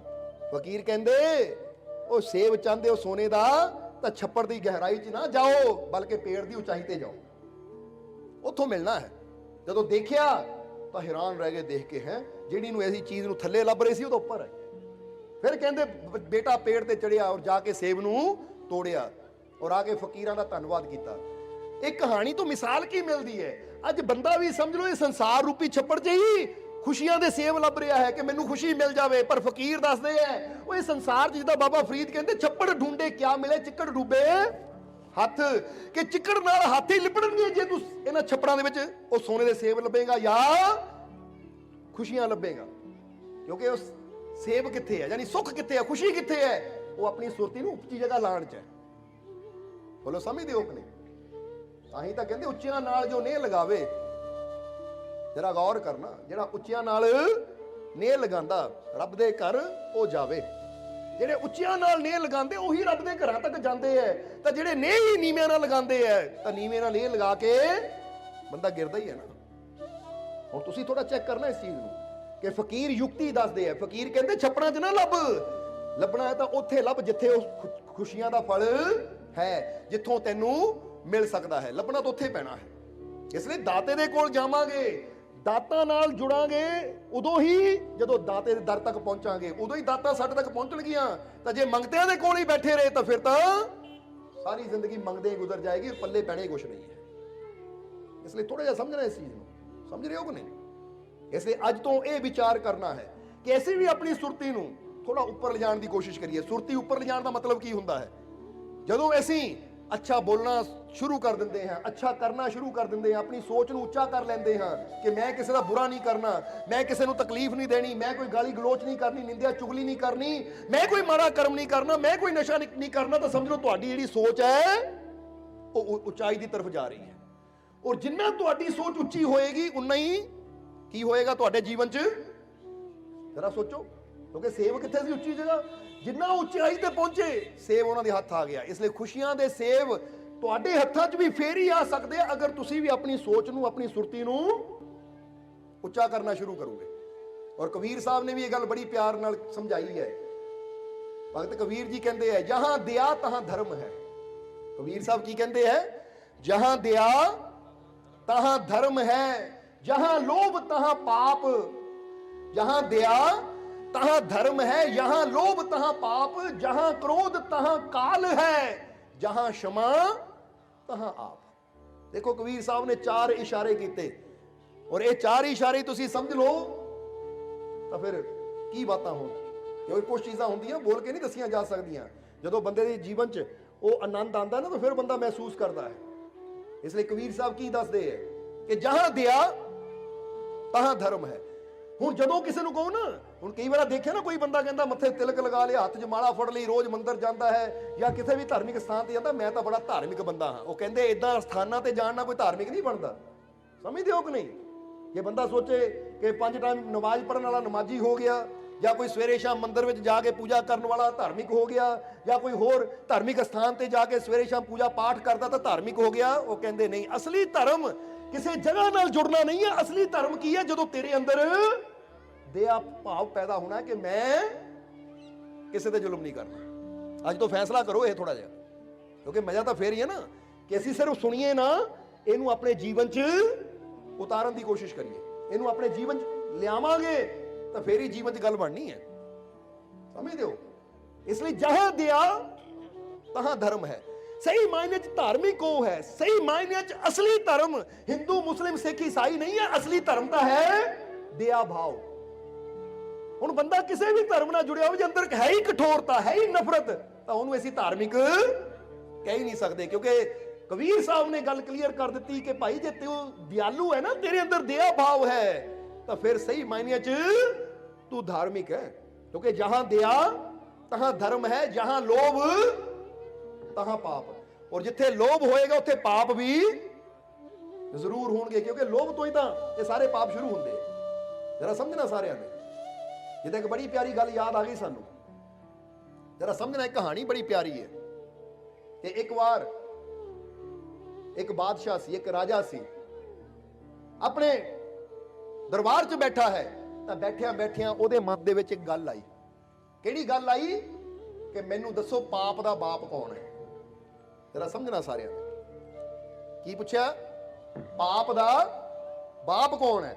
ਕਿਉਂਕਿ ਹਰ ਚੀਜ਼ ਦਾ ਕੋਈ ਨਾ ਕੋਈ ਪਿਤਾ ਹੁੰਦਾ ਹੈ। ਪਾਪ ਦਾ ਬਾਪ ਕੌਣ ਹੈ? ਉਹਨੇ ਜਦੋਂ ਸਵਾਲ ਕੀਤਾ ਤਾਂ ਸਾਰੇ ਦਰਬਾਰੀ ਇੱਕ ਦੂਜੇ ਦੇ ਮੂੰਹ ਵੱਲ ਦੇਖਣ ਲੱਗੇ ਕਿ ਹੁਣ ਕਿੱਦਾਂ ਦੇਖੀਏ, ਪਾਪ ਦਾ ਬਾਪ ਕੌਣ ਹੁੰਦਾ ਹੈ। ਬੜੇ ਪਰੇਸ਼ਾਨ ਹੋ ਗਏ। ਤਾਂ ਉੱਥੇ ਹੀ ਰਾਜੇ ਦਾ ਜਿਹੜਾ ਸੀ ਪ੍ਰੋਹਿਤ ਵੀ ਬੈਠਾ ਸੀ, ਕਿਉਂਕਿ ਰਾਜ ਵਿੱਚ ਇੱਕ ਪ੍ਰੋਹਿਤ ਹੁੰਦਾ ਹੈ। ਜਿੰਨਾ ਕੋਈ ਵੀ ਧਾਰਮਿਕ ਸਲਾਹ ਲੈਣੀ ਹੁੰਦੀ ਹੈ ਤਾਂ ਰਾਜਾ ਰਾਜ ਪ੍ਰੋਹਿਤ ਨੂੰ ਬੁਲਾਉਂਦਾ ਹੈ, ਜਿਹਦੀ ਬੜੀ ਮਾਨ ਇੱਜ਼ਤ ਸਨਮਾਨ ਹੁੰਦਾ ਹੈ। ਹੁਣ ਰਾਜੇ ਨੇ ਰਾਜ ਪ੍ਰੋਹਿਤ ਨੂੰ ਬੁਲਾਇਆ ਕਿ ਰਾਜ ਪ੍ਰੋਹਿਤ ਜੀ, ਤੁਸੀਂ ਦੱਸੋ ਮੈਨੂੰ ਕਿ ਪਾਪ ਦਾ ਬਾਪ ਕੌਣ ਹੁੰਦਾ ਹੈ, ਕਿਉਂਕਿ ਤੁਸੀਂ ਤਾਂ ਧਾਰਮਿਕ ਬੰਦੇ ਹੋ, ਵੇਦ ਸ਼ਾਸਤਰ ਪੜ੍ਹਨ ਵਾਲੇ ਹੋ, ਇਸ ਲਈ ਮੈਨੂੰ ਇਹ ਚੀਜ਼ ਦਾ ਜਵਾਬ ਚਾਹੀਦਾ ਹੈ। ਤਾਂ ਰਾਜ ਪ੍ਰੋਹਿਤ ਨੇ ਹੱਥ ਜੋੜ ਕੇ ਕਿਹਾ, ਮਹਾਰਾਜ ਪਾਪ ਦਾ ਬਾਪ ਕੌਣ ਹੁੰਦਾ? ਨਾ ਤਾਂ ਕਦੀ ਸ਼ਾਸਤਰਾਂ 'ਚ ਪੜ੍ਹਿਆ ਹੈ, ਤਾਂ ਨਾ ਹੀ ਮੈਨੂੰ ਇਹਦੇ ਬਾਰੇ ਪਤਾ ਹੈ। ਤਾਂ ਰਾਜੇ ਨੇ ਕਿਹਾ, ਪਤਾ ਕਰੋ ਫਿਰ, ਕਿਉਂਕਿ ਮੇਰੇ ਅੰਦਰ ਜੋ ਸਵਾਲ ਹੈ ਤੁਹਾਡਾ ਕੰਮ ਹੈ ਉਹਦਾ ਜਵਾਬ ਦੇਣਾ, ਸੋ ਪਤਾ ਕਰੋ। ਹੁਣ ਕਹਿੰਦੇ ਹੈ ਪ੍ਰੋਹਿਤ ਨੇ ਆਗਿਆ ਮੰਗੀ ਕਿ ਮਹਾਰਾਜ ਅੱਜ ਦੀ ਇੱਕ ਰਾਤ ਦਿਓ, ਸਵੇਰੇ ਮੈਂ ਦੱਸੂ। ਰਾਜਾ ਕਹਿੰਦਾ ਠੀਕ ਹੈ, ਸਵੇਰ ਤੱਕ ਮੈਨੂੰ ਦੱਸ ਦੇਣਾ ਪਾਪ ਦਾ ਬਾਪ ਕੌਣ ਹੁੰਦਾ ਹੈ। ਹੁਣ ਕਹਿੰਦੇ ਇਹ ਪ੍ਰੋਹਿਤ ਗਿਆ, ਸਾਰੀ ਰਾਤ ਜਾ ਕੇ ਨਾ ਆਪਣੇ ਨੌਕਰਾਂ ਨੂੰ, ਆਪਣੇ ਦਾਸਾਂ ਨੂੰ ਬੁਲਾਇਆ, ਵੇਦ ਸ਼ਾਸਤਰ ਸਾਰੇ ਖੋਲ ਲਏ ਕਿ ਭਾਈ ਤੂੰ ਆਹ ਪੜ੍ਹ ਲੈ, ਇਹ ਚੋਂ ਕੋਈ ਤੈਨੂੰ ਮਿਲੇ ਤਾਂ ਮੈਨੂੰ ਦੱਸ ਦੇਈਂ, ਮੈਂ ਆਹ ਪੜ੍ਹ ਲੈਂਦਾ, ਕਿਉਂਕਿ ਇਕੱਲਾ ਤਾਂ ਮੈਂ ਸਾਰੀਆਂ ਚੀਜ਼ਾਂ ਨੂੰ ਪੜ੍ਹ ਨਹੀਂ ਸਕਦਾ। ਇਹਲੇ 5-7 ਬੰਦੇ ਲਾ ਦਿੱਤੇ ਕਿ ਜਿੱਥੇ ਵੀ ਇਹਦਾ ਜਵਾਬ ਲਿਖਿਆ ਹੋਵੇ ਲੱਭੋ। ਹੁਣ ਕਹਿੰਦੇ ਉਹਦੇ ਨੌਕਰ ਵੀ ਪੜ੍ਹਨ ਲੱਗ ਗਏ, ਕਿਉਂਕਿ ਉਹ ਆਪ ਰਾਜ ਪ੍ਰੋਹਿਤ ਸੀ, ਤਾਂ ਉਹਦੇ ਘਰ 'ਚ ਵੀ ਕੋਈ ਮਾੜੇ ਮੋਟੇ ਬੰਦੇ ਥੋੜੀ ਰਹਿਣੇ ਅਨਪੜ੍ਹ, ਉਹ ਵੀ ਪੜ੍ਹੇ ਲਿਖੇ ਸੀ। ਸਾਰੀ ਰਾਤ ਉਹਨਾਂ ਨੇ ਹਰ ਵੇਦ ਹਰ ਸ਼ਾਸਤਰ ਪੜ੍ਹ ਕੇ ਦੇਖ ਲਿਆ, ਪਰ ਕਿਸੇ 'ਚ ਵੀ ਜਵਾਬ ਨਹੀਂ ਮਿਲਿਆ ਕਿ ਪਾਪ ਦਾ ਬਾਪ ਕੌਣ ਹੁੰਦਾ। ਸਵੇਰ ਨੂੰ ਬਾਦਸ਼ਾਹ ਦੇ ਦਰਬਾਰ ਰਾਜੇ ਦੇ ਕੋਲ ਗਿਆ, ਹੱਥ ਜੋੜ ਕੇ ਕਹਿਣ ਲੱਗਾ, ਮਹਾਰਾਜ ਮਾਫ ਕਰਿਓ, ਮੈਂ ਸਾਰੀ ਰਾਤ ਲੱਭਦਾ ਰਿਹਾ ਪਰ ਪਾਪ ਦੇ ਬਾਪ ਦਾ ਪਤਾ ਨਹੀਂ ਲੱਗਾ। ਤਾਂ ਉਸ ਵੇਲੇ ਰਾਜੇ ਨੂੰ ਗੁੱਸਾ ਆ ਗਿਆ, ਕਹਿੰਦਾ ਜੇ ਤੁਸੀਂ ਇੱਕ ਸਵਾਲ ਦਾ ਮੈਨੂੰ ਜਵਾਬ ਨਹੀਂ ਦੇ ਸਕਦੇ ਤਾਂ ਰਾਜ ਪ੍ਰੋਹਿਤ ਦੀ ਗੱਡੀ ਤੇ ਬੈਠਣ ਦਾ ਤੁਹਾਡਾ ਕੋਈ ਹੱਕ ਨਹੀਂ ਹੈ, ਕਿਉਂਕਿ ਤੁਹਾਨੂੰ ਪਤਾ ਰਾਜਾ ਹੈ, ਜਿਹਨੂੰ ਚਾਹੇ ਹਟਾ ਦੇਵੇ ਤਾਂ ਜਿਹਨੂੰ ਚਾਹੇ ਬਿਠਾ ਦੇਵੇ।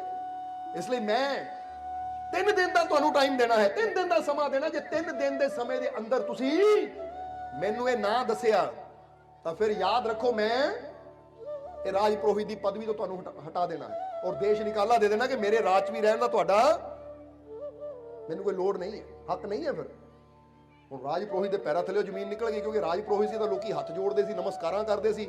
ਜੇ ਦੇਸ਼ ਨਿਕਾਲਾ ਹੋ ਗਿਆ, ਪਦਵੀ ਚਲੀ ਗਈ, ਕੱਲ ਨੂੰ ਲੋਕਾਂ ਨੇ ਮਜ਼ਾਕ ਉਡਾਣਾ ਹੈ ਮੇਰਾ, ਕਿਉਂਕਿ ਬੰਦੇ ਨੂੰ ਹੁੰਦਾ ਨਾ ਕਿ ਮੇਰੀ ਇੱਜ਼ਤ ਮੇਰੀ ਪਦਵੀ ਨਾਲ ਹੀ ਹੈ।